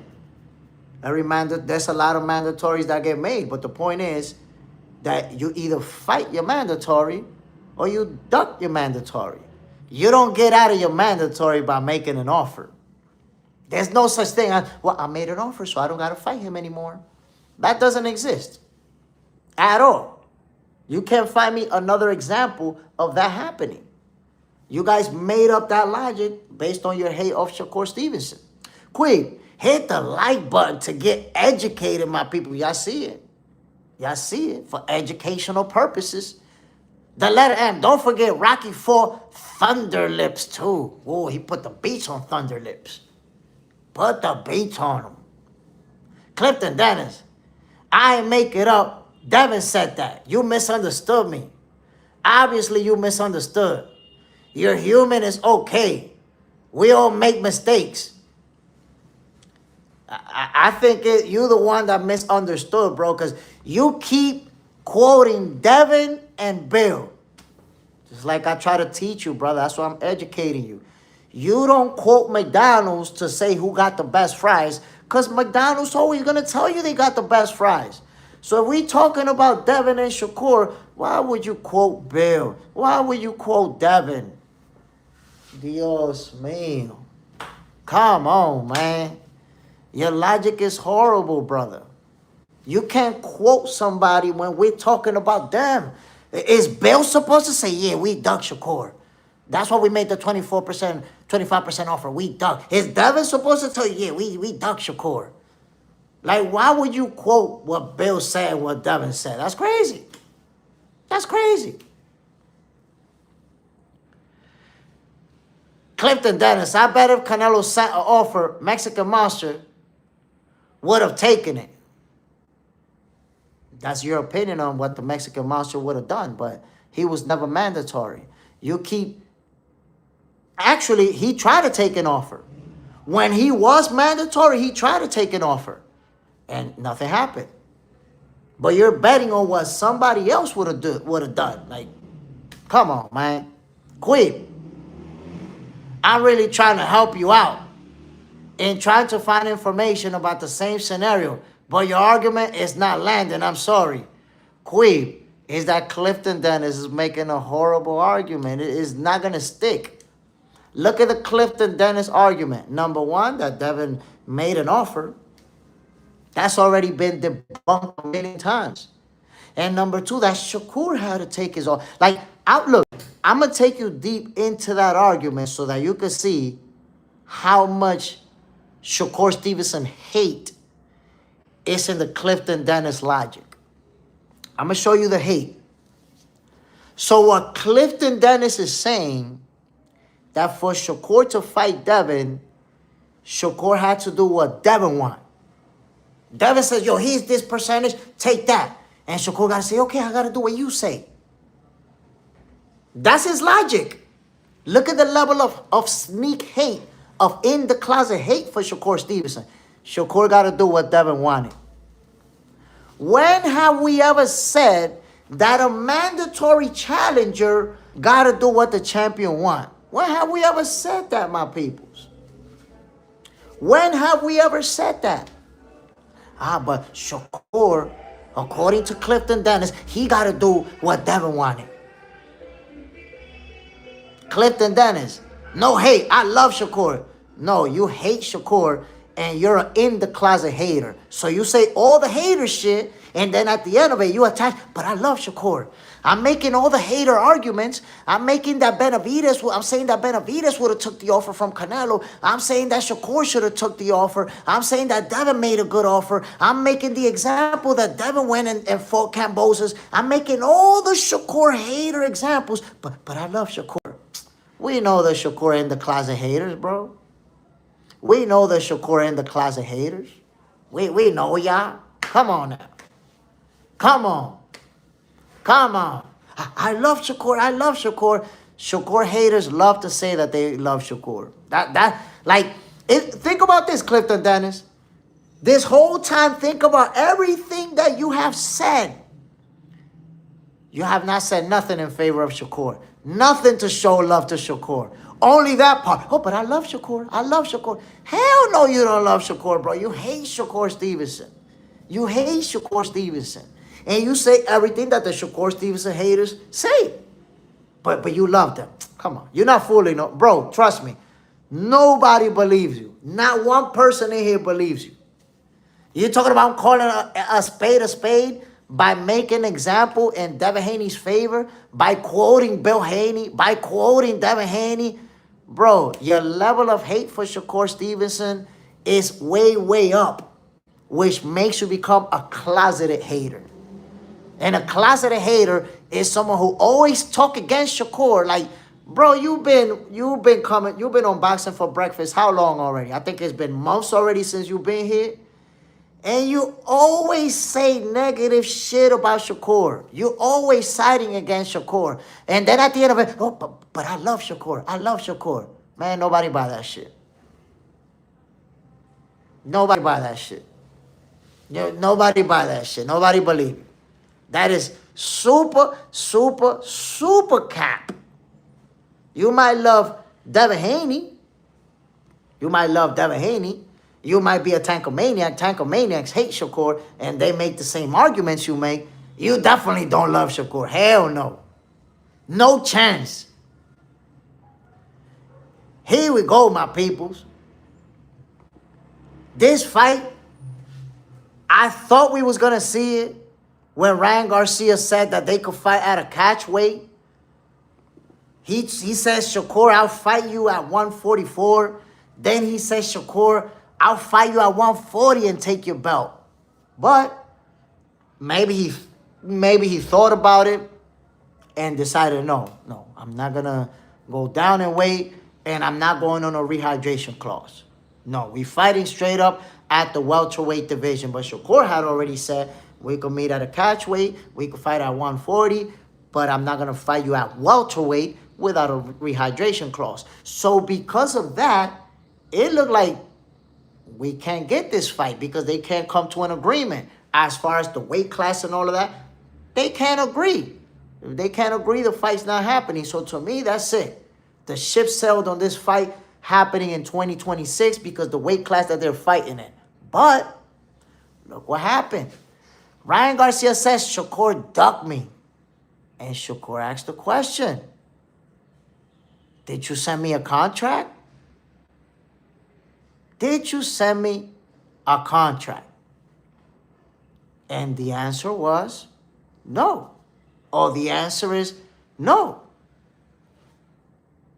So let's take that into consideration. It looks like that fight is not going to happen, but they're talking about contracts. Could it be? Could it be? Clifton Dennis, straight up like a true G. Clifton Dennis, because Shakur talks it, but scared to walk it. You see, there you go. The usual Shakur Stevenson hater. You're a Shakur Stevenson bona fide hater. Shakur scared to walk it. Yeah, that sounds like the logic that people who love Shakur talk like that. No, bro, you're a Shakur Stevenson. Just look, instead of all those messages that you have about your logic, just say I don't like Shakur and skip all that stuff, bro. Say you don't like Shakur and skip all that stuff. All you do is look for logics against Shakur. Well, if Shakur was real, he would do this. If Shakur was real, he would do that. Benavidez would do that. Shakur didn't do it. Like, bro, just say you don't like Shakur. That would be a lot easier than all these in the closet, I hate Shakur messages. Queen, what are you saying? Shakur went into the ring and Devin ran away from the division, and this doesn't justify Haney being a duck? I mean, it's obvious. It's obvious. Look how the situation transpired between Shakur Stevenson and Devin Haney. They did not fight each other because Devin Haney chose to vacate and run from the division. Let's just be realistic. Clifton Dennis, cherry picking right now. Damn, he cherry picked Teofimo Lopez, one of the most accomplished fighters of this generation. You consider that a cherry pick? How much more hate do you want to express for Shakur Stevenson? And then you talk about not winning a fight at 47, 54 for one guy. What are you talking about? Shakur has had one fight at 140. He had one fight at 140, and you're saying that he should go to 147? And if he don't go to 147, he's ducking? Come on. Come on, Clifton Dennis. You have to start, like, if you really want to debate, you can debate with a fanboy point of view. Because if you debate with a fanboy point of view, you're obviously going to get cooked. And you're going to get made to look easy, bro. You're not making good arguments. You're making bad ones. A guy who just won a title at 140, you're like, well, he don't go to 147. Well, he don't go to 154. But I really like Shakur. I really like him. Bro, just say you don't like Shakur and get it over with. Say you don't like him. That'll be enough for all of us. We know. Queen, picking a cherry pick before your mandatories is ducking. Clifton Dennis, I'm holding the man to his own words. JJ Zendejas, what is going on? Clifton Dennis, I did make this up. Nick Matthew, is anyone ducking his tank? Why he running from the Roach rematch? So, look, I said that Tank Davis ducked Lamont Roach the moment they announced the exhibition with Jake Paul. When they announced that exhibition with Jake Paul, I said he ducked Lamont Roach. So you can even, Nick Matthew, you can even go back to around the time where the Jake Paul fight was announced, the exhibition, and you'll see that I got on Tank Davis' neck with that joint. Got on his neck with it. I was like, wait a minute. Really won that fight. Tank Davis was gifted a draw. We all know it was gifted. The New York State Athletic Commission acknowledged that the referee made a mistake. So now we know for a fact that Tank Davis lost that fight. Right now we know for a fact that if they fix the scorecards, Tank Davis lost the fight. So naturally, this is the guy that's supposed to be fighting Tank Davis. They got a fight date and everything announced. And all of a sudden, no, we're not doing that fight anymore. They didn't even cancel it officially. They just announced a whole new exhibition with Jake Paul. So I was like, yeah, that's a duck. That's a duck move. Absolutely. Because who doesn't feel like Lamont Roach should get the rematch? Everyone is like, yo, Roach need his rematch. So 100%, Tank Davis ducked Lamont Roach. He ducked that rematch.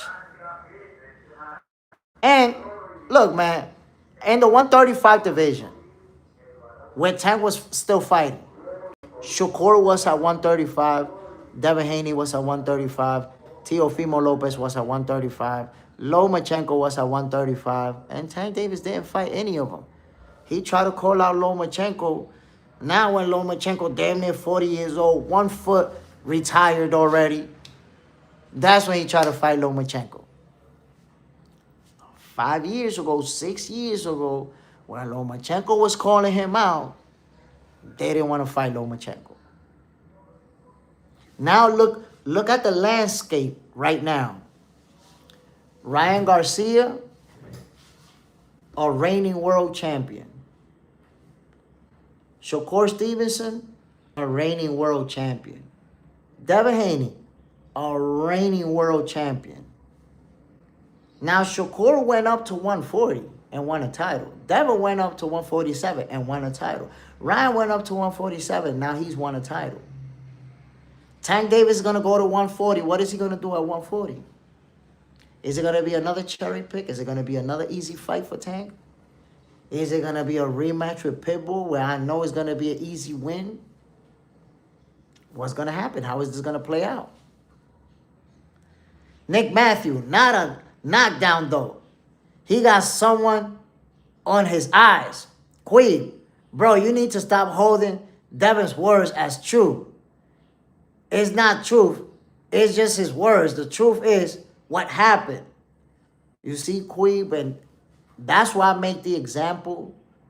Like, boxing fans, not all boxing fans, but imagine if I tell you McDonald's got the best French fries. And you told me, Jay, how do you know McDonald's got the best French fries? And I said, I know McDonald's got the best French fries because McDonald's posted a commercial saying that they got the best French fries. Does that really make sense? I'm going to quote McDonald's when I'm talking about McDonald's? That don't make no sense. So if we talking about Devin Haney ducking Shakur Stevenson, or if you think Shakur Stevenson ducked, the worst thing that you could bring up is not because Devin Haney said this, this, and that. And Bill Haney said this, this, and that. That's the fighter and his father. Do you expect Devin to say, yeah, you know, I made that 25% offer because I wanted to make sure that I could duck Shakur and that the fans was going to side with me because there was an offer? The fans are not really going to pay mind to the fact that I vacated the belts and left the whole division and avoided the purse bid. They're not going to think about that. They're just going to think about the 25% offer. Is that what you want him to say? You want Bill to say that? Oh, well, you know, we was trying to duck Shakur, so we made an offer that we knew he wasn't going to take, and then we left the division clean. Is that what you want him to say? Because up until now, I've been watching boxing for over 30 years. I've never seen a fighter say, yeah, you know, I decided to leave the division because I wanted to duck this guy. I never seen a trainer say, yeah, we was trying to duck that guy. That's why we did this. Like, what do you expect? Why would you even quote a fighter and the trainer when we talking, and the coach when we talking about ducking? That don't even make no sense. Nick Matthew, at least Haney and Shakur are moving the hell that Tank do. Who he fight? These goofies want to be the money fighter fighting nobody. And look, that's why I feel like there's going to be a certain level of pressure on Tank Davis. Because the Tankomaniacs, they cool with him fighting anybody. If it was up to the Tankomaniacs, yo, Tank Davis could go to Taco Bell right now, pull the guy off the register, and that's going to be his next opponent. And the Tankomaniacs are going to tell us that that's a good opponent, that's a good fight, because Tank Davis put butts in seats and he sell pay-per-views. That's what they're going to do. But the overwhelming majority of boxing fans are not Tankomaniacs. We fans of tanks, but we're not Tankomaniacs.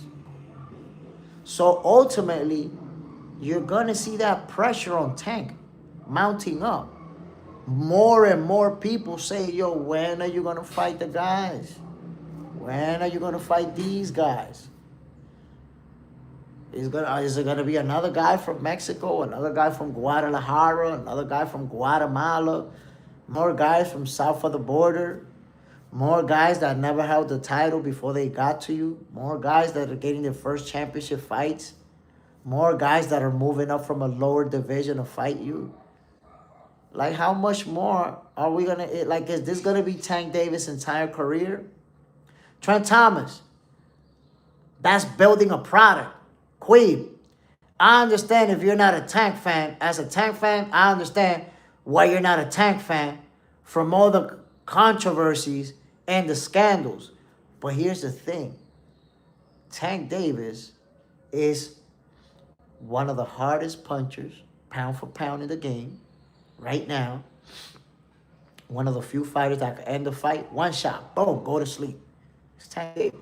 He's one of the most explosive fighters. He's one of the best in the game. But he will not fight. He has refused to fight the other guys that are amongst the best. Ronaldo. Tank will still watch Shakur and Devin. Him. I don't know, bro. You know, you say that. You sound pretty confident in what you're saying. But Tank Davis and his team don't seem to be as confident as you, my God. Because they not trying to make those fights. They never wanted to make those fights. So, you could be confident in Tank, but it doesn't look like Tank is confident in Tank. His team ain't confident like you. So, it's easy for you to say that watching them on TV. But what's playing out doesn't go with what you're saying. If he would have watched Shakur and Devin easily, he would have already watched them. He would already took care of them. But he hasn't for a reason. Why? Look, Ronaldo, that's the question, and it's a hypothetical question. If you think that he watches Shakur and Devin, why hasn't he? Why hasn't he watched them if he could? Nick Matthew, people hating on Floyd. Floyd made his career. He already a legend. Then the hell did Tank do? Name me one ATG fighter Tank fought. That's the thing, man. Tank fights good, great fighters. He don't fight the best fighters. He fight the good ones. And he beating them. Not fighting the best, though. Quid, if they're really building a product, then this product better fulfill it well. From everything he's done, I can't see a lot of people supporting Tank now than back then when he fought Ryan. I mean, Tank has faced, adversity, legal situations, personal situations that affect his image. I think he got a lot of support. He got a lot of fans that support him. Tank Davis fans, man, listen. Tankomaniacs are hardcore Tank Davis fans. And they're not going to leave him for nothing. So he got a solid fan base that supports him. There's a lot of celebrities that support Tank too. That helps. But it's like I told you, ultimately, that pressure is going to be there. Like, when are you going to fight the guys that we waiting for you to fight? Is your whole career going to play out like this? Nick Matthew, nah, bro. Shakur will clown Tank. I'm telling you, I love Tank, but there's a reason he avoiding slick boxers. I mean, you saw what happened with Lamont Roach, right? Ronaldo, Tank will watch Shakur and Devin. Tank got life problems that are affecting his career. That's good. Tank got life problems that are affecting his career. Bro, when all those guys was at 135 with Tank Davis, he wasn't dealing with no life problems. He still ain't try to fight none of them. T.O. was at 135 calling Tank out. Tank didn't want to fight him. They didn't send no contract. Devin was at 135 with Tank. He didn't send Devin no contract. They didn't fight him. Devin was calling him out in the division. Shakur been calling out Tank for a couple of years already. Not trying to fight him. So when you say he got problems, that's a bad excuse because it's been years ago when he didn't have those problems. And he didn't fight any of those guys. And the thing about Tank is that he's such a big star that he can fight whoever he wants. The people that he hasn't fought is because he didn't want to fight them. Orange Man Fan Club, Tank versus Shakur is the fight. That's the fight to make. That is the fight to make. Nick Matthew, Tank can't keep his damn hands to himself. He got judges on his side. How many times he got out? He a grown-ass man. We the same age. Now look, part of it is that Tank got high-powered attorneys. When you're wealthy, when you're rich like that, you have lawyers that are going to be able to get you off on certain situations, and that's been the case. Right now, what he's dealing with, I'm hoping that he could get out of it, and he could get back in the ring, and if he needs therapy, if he needs something to change as a person and not be involved in those situations anymore, anger management classes or whatever, do that. You know, do whatever it takes for you to become a better person. Queen, and if you support Tank, I don't hate you. Nobody hates you in this community. My question is, will Tank be the same guy before Ryan, the face people before him? His record is not as glowing. Ooh. So it's like I said before, it goes into that talking point where, you know, you're gonna see fighters who keep progressing in their career and keep getting bigger wins or important wins, and Tank Davis kind of stay floating at the same level. So popularity, Tank Davis is one of the most popular fighters in the game. He's one of the most famous fighters in the game. But when you talk about accomplishments, that's why Devin Haney threw that shot at him recently. He's an underachiever. That's a good way to describe Tank's career right now. An underachiever. What makes him an underachiever? Well, look at the accomplishments. Look at the accomplishments of Devin Haney. Look at the accomplishments of Teofimo Lopez. Look at the accomplishments of Shakur Stevenson. Look at the accomplishments of Lomachenko, who's already retired. And then take a look at Tank Davis, who's 30, 31 years old. Devin, Shakur, Teo, they all in their 20s. They have all won more titles than him. They have all beaten more champions than him. They have all accomplished more than him. So he's an underachiever right now.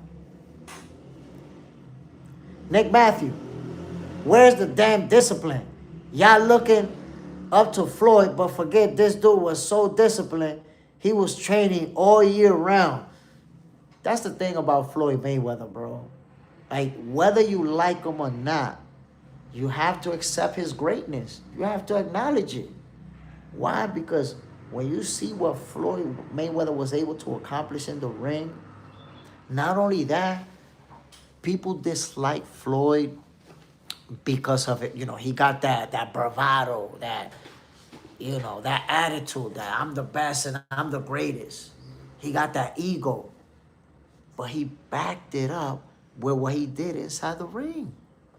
If you beating everybody, if you beat everybody, if you never lost, you earned the right to say, I'm the best. I'm the guy. Floyd Mayweather earned it. Earned it. And another thing which Floyd Mayweather spoke about in the past, people don't realize, before I was money made, I was Pretty Boy. When I was Pretty Boy Floyd, I was just beating people up, and I wasn't making 20, 30, 40 million dollars. I wasn't making that money. It took a lot of years before Pretty Boy can become money made and start making those paydays. You got these fighters right now that they want to be the biggest superstar in the world, and they ain't even beat nobody. Look at Edgar Berlanga. Edgar Berlanga was going around calling himself the king of New York. I haven't heard him say that recently, since Hamza Shiraz beat the shit out of him. But how you the king of New York? You never even won a title yet. There's nobody out there that could name a single Edgar Berlanga opponent off the top of their head without Googling that shit. And you're the king of New York? So you have to understand, Floyd Mayweather is the guy who earned it inside the ring, and he had another level of discipline. The great ones always have that. If you look at Floyd Mayweather, if you look at Michael Jordan, if you look at Kobe Bryant, if you look at Wayne Gretzky, if you look at great ones, Ken Griffey Jr., if you look at great ones from different sports, you're going to find out that they take care of their body differently than the ones that are really good. Really good and great, there's a difference. And discipline is part of it. It's part of it. Queen, and with this accident, how that may or may not affect him physically, his what if scenario is looking more likely than ever. Supposedly, Tank Davis was not injured. Supposedly, he was not injured in this car accident. I'm hoping that's the case. Nick Matthew, how bad is the accident? We saw how messed up Errol was. Berlanga ain't a household name in his own house. So it looked like the accident with Tank Davis, you know, the car was total. The car looked like it was completely total. But it looked like Tank Davis wasn't really injured like that. You see a picture of him right there. I don't know if that's an actual picture of him after the accident or if that's just an AI picture that somebody made up. Orange Man Fan Club. I don't think he's an under because he's a world champion and has made more money than all those guys. At the end of the day, it's a prize fighting and he has secured the prize. So Orange Man Fan Club, you made a real good talking point from the perspective of finances. So when it comes to finances, he has achieved. But he is an underachiever. Because remember, when it comes to boxing, even though it's a business, it's two things that we're never going to be able to separate. Money and accomplishments. Floyd Mayweather is the person who made the most money ever in boxing, right? But the first thing that come up when Floyd Mayweather come up is 50-0. It's him beating 20-something world champions. So if you only accomplish money in boxing and you're considered a great fighter, then you're an underachiever. Because you made a lot of money, but you didn't accomplish what people thought you could have. Right? Remember, Tank Davis actually won a secondary title at 135. He was elevated. He never beat a reigning champion at 135. And then at 140, he beat a secondary title holder in Mario Barrios. At that time, Josh Taylor was the undisputed champion. So what I'm showing you right now is that Tank Davis became a secondary champion at 135 and a secondary champion at 140. And in 130 is the only division where he actually beat a reigning champion for a legit title. And it was Pedraza and Little Leo. That's it. Those are the two reigning champions that Tank Davis beat for a legitimate title. Think about that. So the PBC done a great job with creating his image, with selling the image, with bamboozling fans into thinking that them secondary titles are real. But them secondary titles ain't real. That's just another way for them to make money with the sanctioning money, with the sanctioning fees. Another way for them to hand the title over to somebody and call him a champion. But Tank never beat a single reigning champion at 135 or a single reigning champion at 140. So yes, he's underaccomplished. I have to agree with Devin Haney on that. You could have done more, because that's really what's about. You could, and he's an underachiever because you could have achieved more. You could have fought reigning champions at 135. You could have fought a reigning champion at 140. And at 30 years old, you still haven't done it. Think about it. 2 reigning champions in his whole career. And the last reigning champion was Leo Santa Cruz. How many years ago that was? How many more fights can you do without fighting reigning champions? Look at, like I said, because it's all about the reigning champions that you fight and you beat. Ryan Garcia just beat a reigning champion in Mario Barrios. Now Mario Barrios has a legitimate title, not the secondary title he had when he fought Tank Davis. Devin Haney fought a reigning champion and Brian Norman Jr. took his strap. Shakur Stevenson beat a reigning champion and Teofimo Lopez took his strap. So who is Tank Davis going to fight? What reigning champion is he going to get a belt from? Oh, is it going to be a rematch with Pitbull? And some more Mexican fighters and fighters from Guadalajara, Nicaragua, Guatemala, and more countries south of the border, and more guys that have never been champions, and more guys that are going to be moving up from another division. Come on now. He is an underachiever because he hasn't fought guys like his peers have.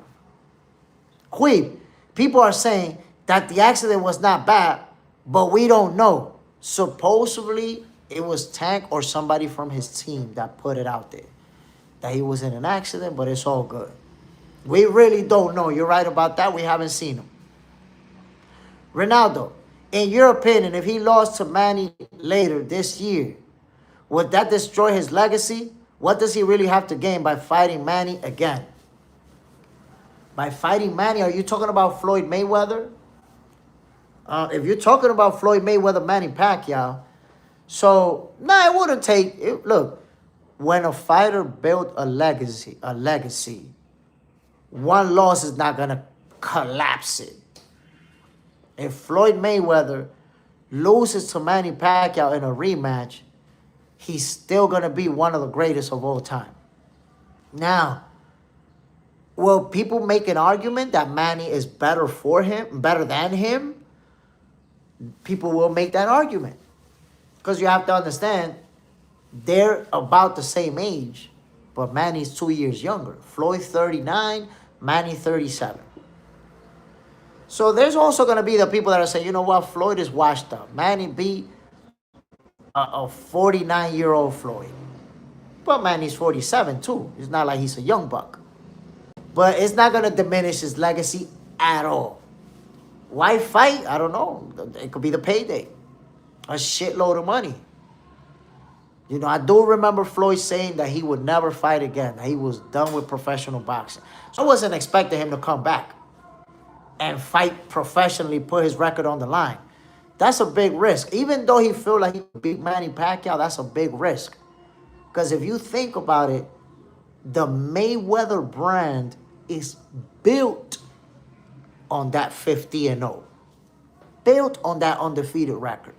Listen, there's Floyd Mayweather fans right now who couldn't tell you the name of 3 Floyd Mayweather opponents because they didn't follow boxing like that. They didn't follow his career like that.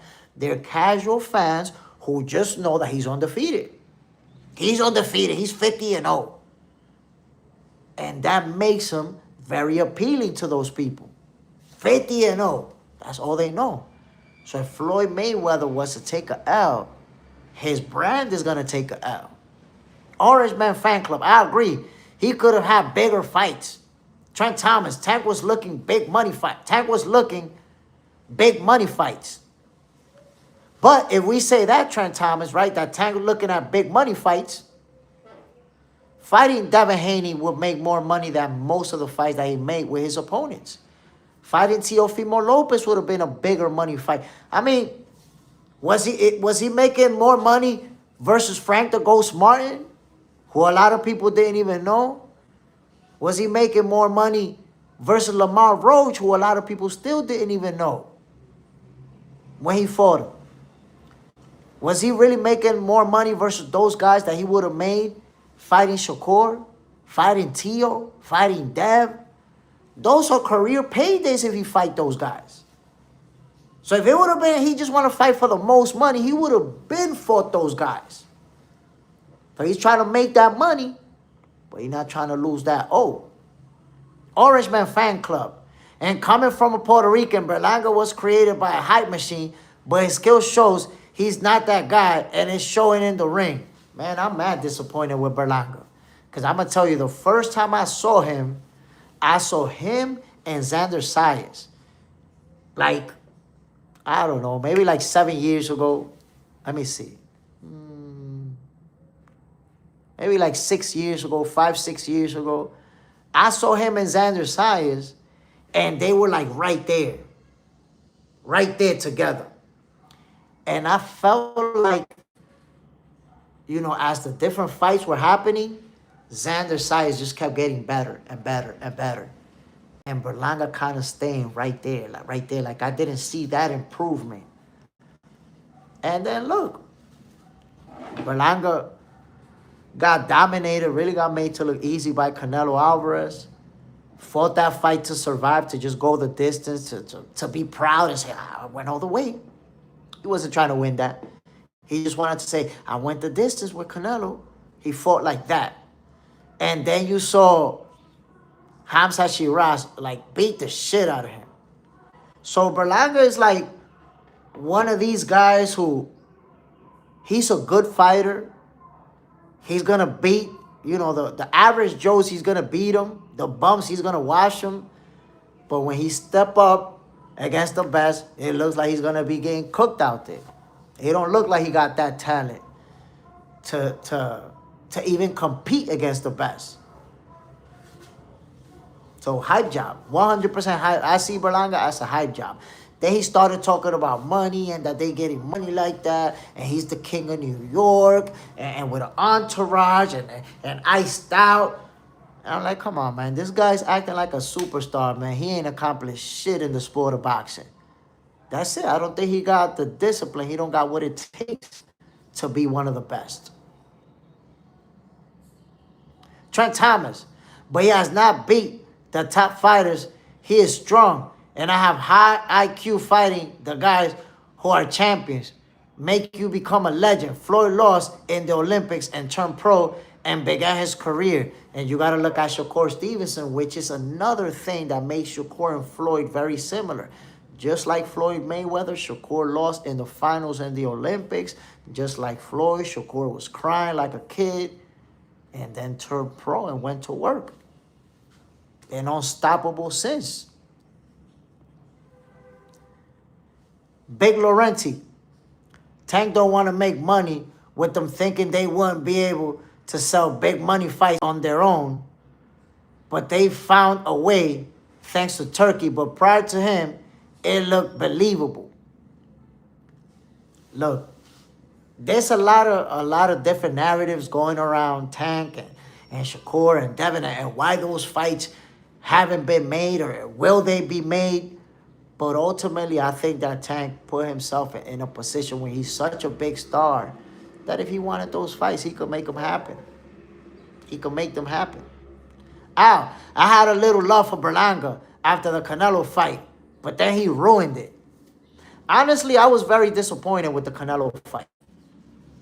I would have preferred to watch him get knocked out, going out on his shield, than fighting Canelo to survive. Because he fought Canelo to survive, to make it the distance. And I didn't like that at all. Like, I don't expect that from guys that are cut from that cloth. I think right there, Berlanga confirmed, oh yeah, you're not that. You're not about that life. There's certain fighters that they're going to beat everyone, but if they're going to lose, they're going to lose on their shield. They're not going to lose trying to survive. Big Laurenti, Berlanga isn't focused on boxing. I mean, I don't know where his focus is at, but he ain't looking good. Ain't looking good, my people. That's my personal take. Fellas, it looks like we're going to get this fight. O'Shaquie Foster versus Ray Savage. That fight is looking like we're going to get it, my peoples. And if they do fight, it's going to be an interesting showdown. You can see that they've gone at it on social media. They've seen each other in different venues and spoke face to face. I want to see that fight. I hope they can make it happen. Supposedly, Eddie Hearn said that they virtually agreed. But virtually agreed doesn't mean they agree. So the word virtually is put in there to let us know that they didn't agree yet. I'm hoping they can make that fight happen. I really am. I want to see how it plays out. You see that like I told y'all, man, they don't like each other. They don't like each other. Big Laurenti, Shaq, 9'3", 10'2".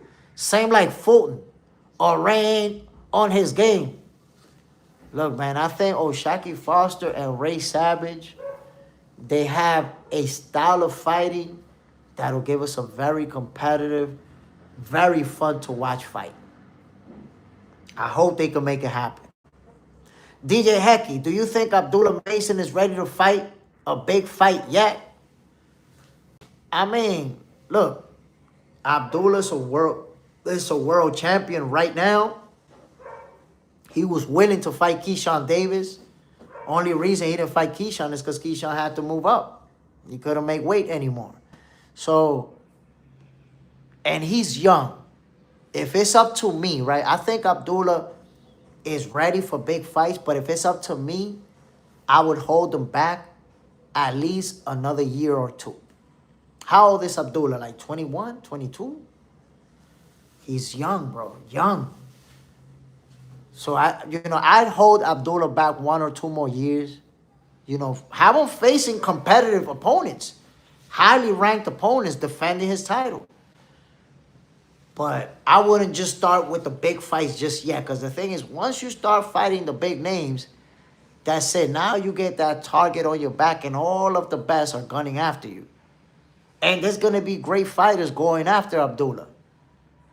But when you're that young, if you start facing the best that early on, by the time you get to 30 years old, you're washed up. You've been through too many wars already. And your career get cut short. So I think Abdullah, and look at the type of war that he was in his last fight. He really went to war with Sam Noakes. So I think, they should scale back a little bit, get him a couple of defenses, a couple of easy wins before stepping him up to those type of fights. Big Laurenti, I would fight Kid Austin as a step into a fight that sells. So here's the deal, man. Kid Austin, I believe Kid Austin will fight anybody. I don't think his pops want him to fight Abdullah Mason. I seen his pops at one point say they want to fight Abdullah and they want $10 million. They know they're not getting no $10 million. That's like the figure that you ask for when you don't want to fight. And yeah, let's ask for an amount of money that we know we're not going to get. Ronaldo, I see Kermel Moon as the future of boxing in another 1-2 years. I think 1-2 years is a little bit too soon. A little bit too soon. Because remember, Kermel, he like 19 years old, bro. He like 19 right now. At 21, he's not going to be the face of boxing. But I can tell you, the way that they're developing Kermel, the way that they're bringing him up, he's going to be one of those guys that's going to be in the conversation when it comes to who's the next face of the sport. So, I already told y'all, Shakur Stevenson is going to be the face of boxing. That's the inevitable. People are going to hate it. People are going to be mad. But Shakur is going to be the face of boxing. And as Shakur, because you have to think about it, Shakur's 28, 29, and Kermel's like 19. It's a 10-year difference. So when Shakur's at the tail end of his career, let's say at 36, 37, 38, Kermel now in his mid to late 20s, Kermel is going to be ready to take over.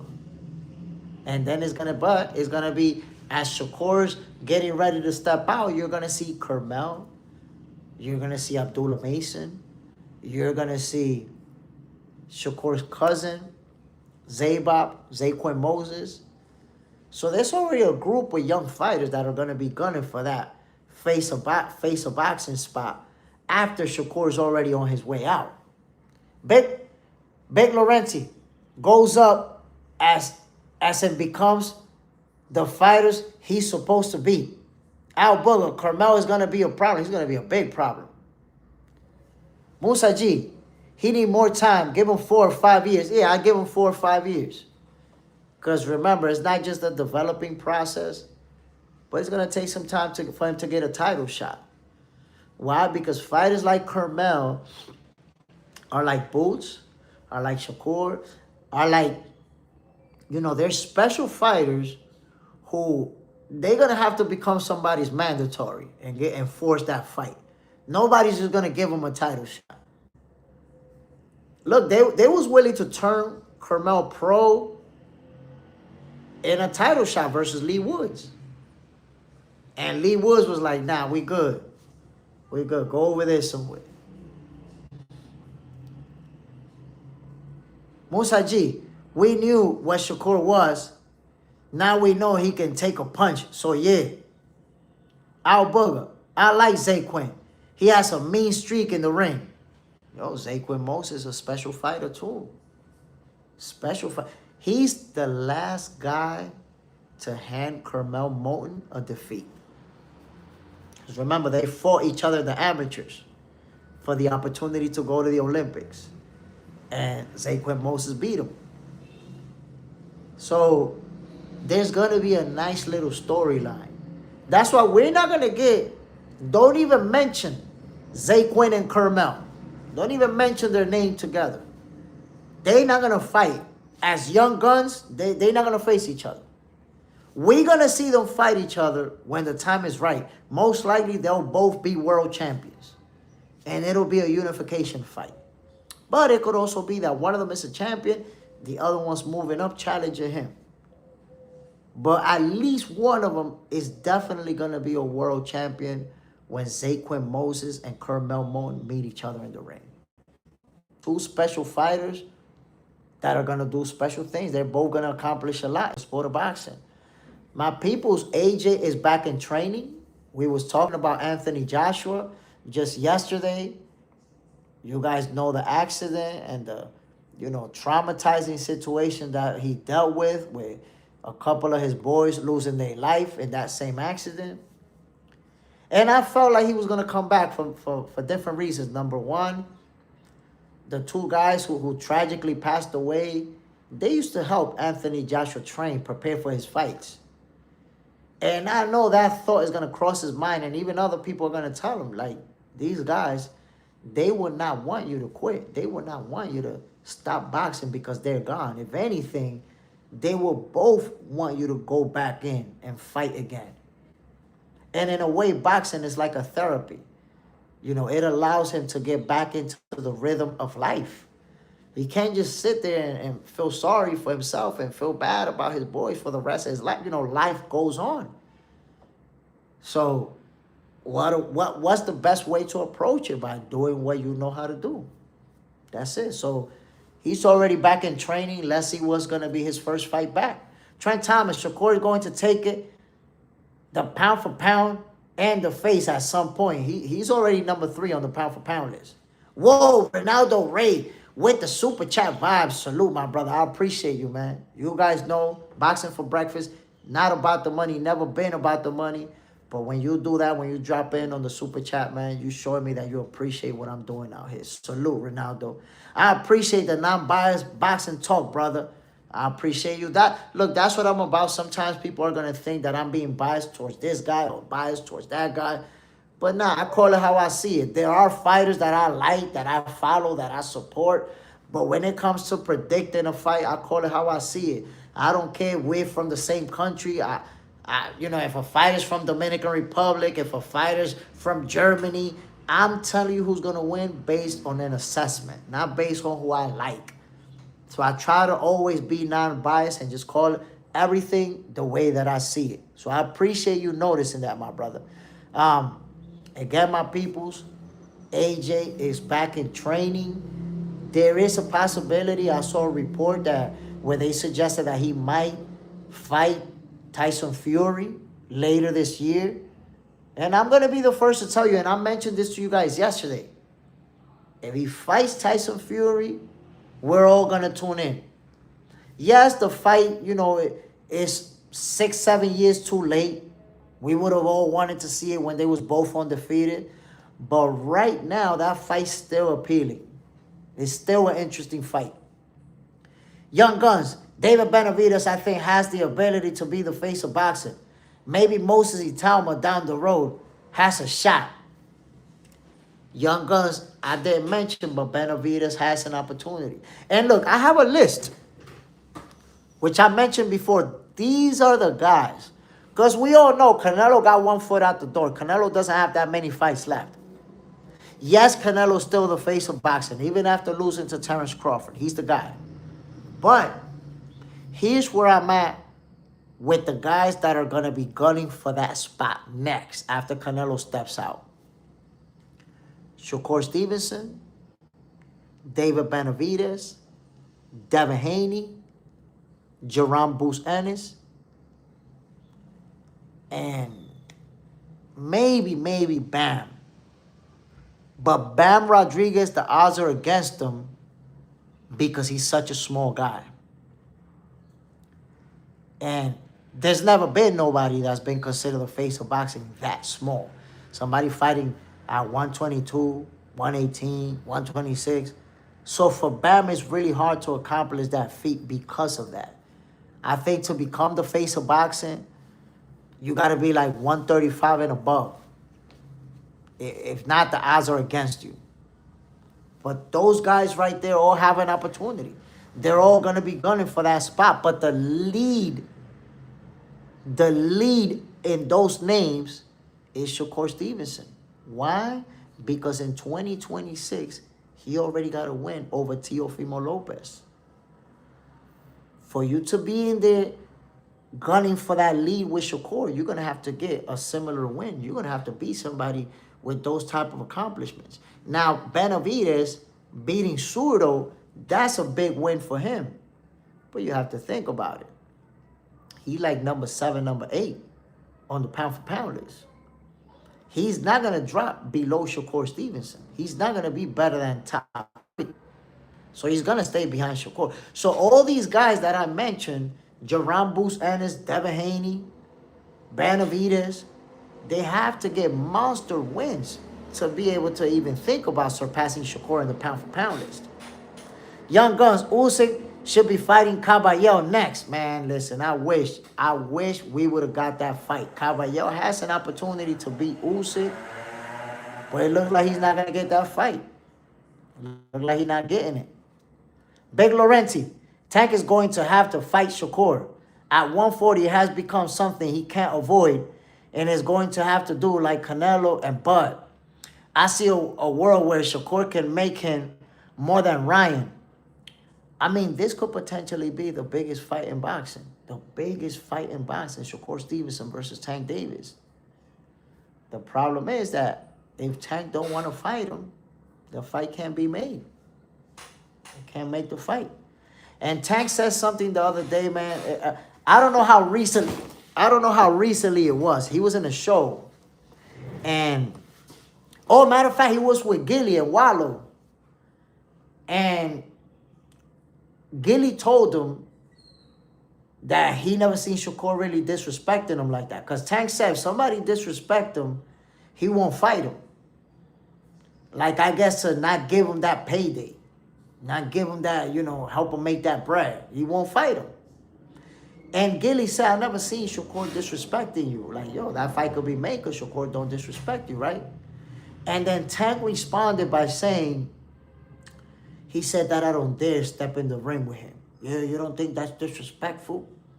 And Gilly was like, oh, well, yeah. It's like, what? That's not disrespectful. That looks to me like Tank is trying to find a reason to say, oh, look, he disrespected me. I'm not fighting him. Saying that you don't dare get in the ring with him is not disrespectful. That's trash talking. So you can't trash talk Tank Davis? If you trash talk him, you can't get a fight with him no more? Or you got to kiss his ass or something? Saying he won't get in the ring with me is trying to get you to call his bluff. Trying to get you to say, I won't, let's do it. He trying to get you to call his bluff. He not disrespecting you. But it looks like you're finding excuses to say, oh, look, he disrespected me. I'm not going to fight him. I'm not feeling that. I wish. But Tank and PBC do what they want regardless of what the public wants. Yeah, that's a fact. Young Guns, diva mentality, Jay Smith. I love the call-outs. That's how the fights should be made. I mean, come on. And we all know trash talking is a part of boxing. It's part of the sport. How are you gonna say, yeah, this guy, he one of the best, but he trash talked me, so I'm not fighting him. That to me, that's a bitch move. Bitch move. Ronaldo, who do you think David Benavidez could fight that would be a big enough win to finally elevate him to superstar status? Bivol, maybe? I mean, Benavidez is a big star. He's right there. But he's a big star right now.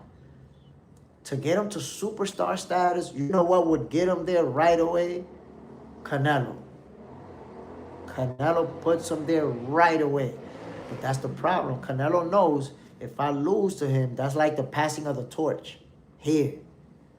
You're the next guy, the next Mexican guy to run this shit. You're the guy that Mexico is now going to be supported. You're the guy that Canelo don't want to pass that torch. Not in a beatdown. Not take an ass whooping and pass the torch like that. That would be a fight that immediately catapults Benavidez. Especially, he would knock Canelo out. He'd be the first guy to stop Canelo. That would rocket him to superstardom. Other than that, you know, it's no one win that is going to do it. It's just him continue to win big fights and continue to accomplish. So him beating Bivol, him beating Beterbiev, all of that is going to add to him. Then, if he moves up and fight Jairo Pataya, but if he, you know, beating Suro is going to be a big win. That's going to be a big win.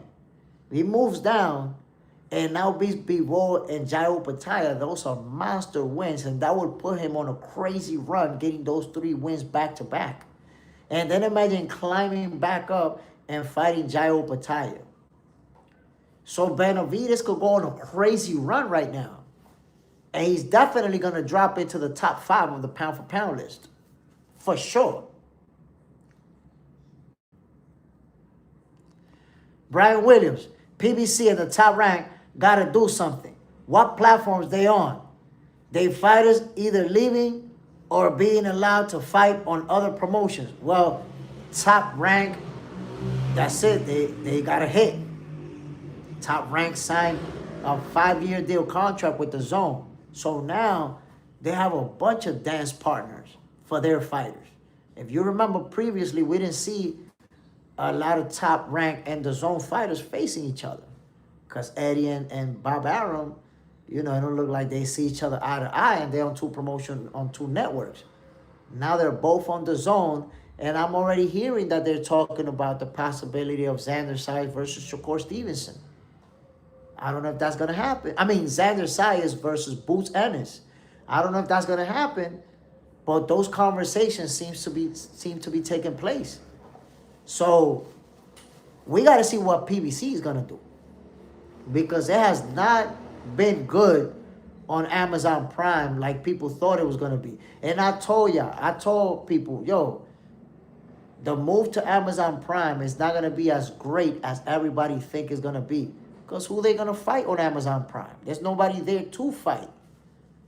They just going to be able to fight each other. But they don't have fighters in every division to have a roster so they could be fighting each other. That's why the whole last year, how many cards we see from the PBC? Like 3 or 4 maybe? This year, we haven't seen one yet. We're going to get the first card coming up. So PBC on Amazon Prime, it really hasn't worked out. There are a lot of fighters have also left PBC and signed with somebody else. So let's see what PBC is going to do. Young Guns, Canelo said that same stuff. Wants opponents to be respectful.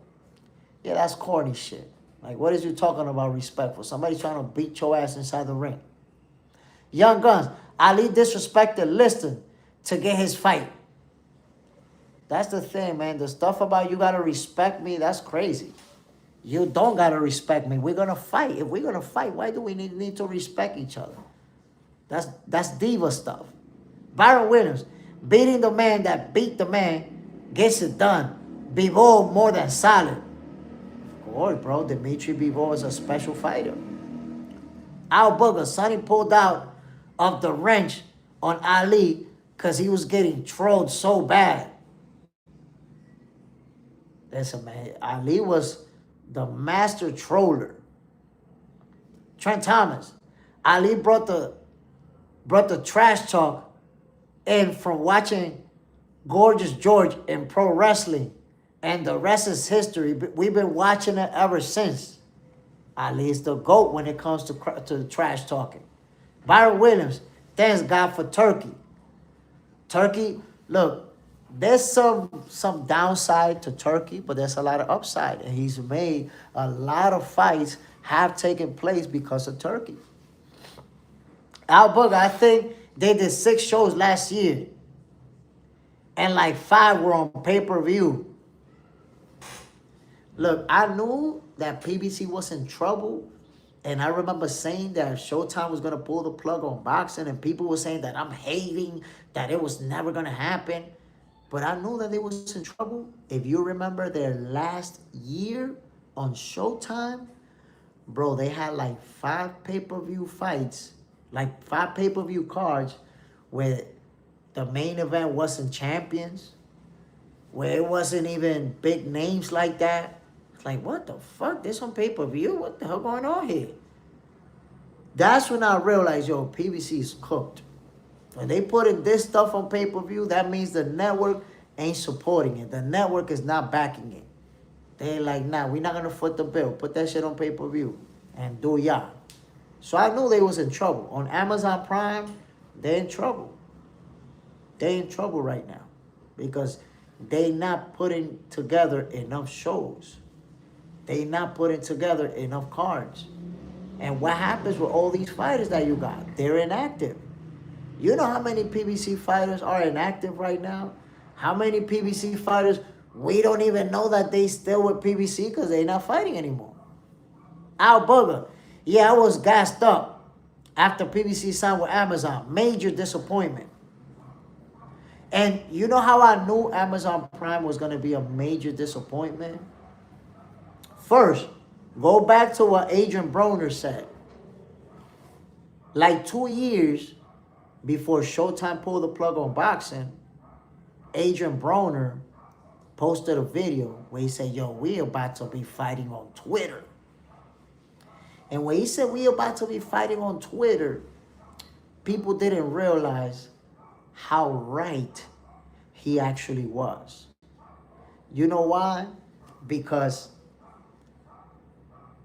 Twitter is a platform that doesn't host boxing, right?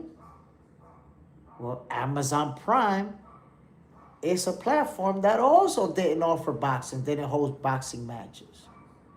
So what AB knew, and a lot of people didn't understand, is that PBC already burned their bridges with ESPN, already burned their bridges with Fox, already burned their bridges with Showtime. Where they gonna fight? Already, burned their bridges with the Zone. Remember LB saying, the Zone? Our fighters will never fight on a little app. We're on Showtime. So they pretty much burned their bridges with everybody. That's why Broner knew, yo, they're gonna have to go somewhere where they don't even be fighting. That's why he said Twitter. And they ended up on Amazon Prime where there are no fights. So I want you to understand this.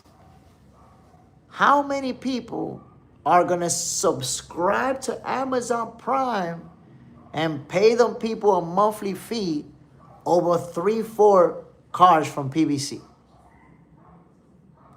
If you didn't have Amazon Prime before PBC went on there, you probably didn't get it anyway.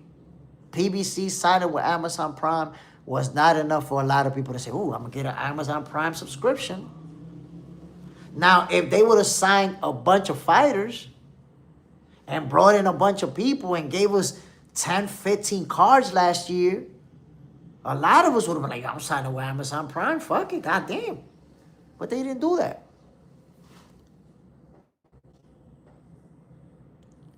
The Hydrogram, PBC doesn't do a lot of cards, but when they do, those cards are packed and explosive. They do put together good cards. I gotta agree with you on that. Byron Williams, what's up with Charlo pulling out or being replaced last minute? I was sure it was some PBC shit or just Charlo. I'm already a Prime member, but thinking I'm about to pay pay-per-view on top is wild. So, look, Charlo was supposedly gonna fight with Caleb Plant, and then they was gonna do another fight, and I don't know what happened. I don't know. I hate the fact that both Charlo brothers are inactive, because you know what you're gonna get when they step in the ring. You know you're gonna get a real good fight, action-packed fight.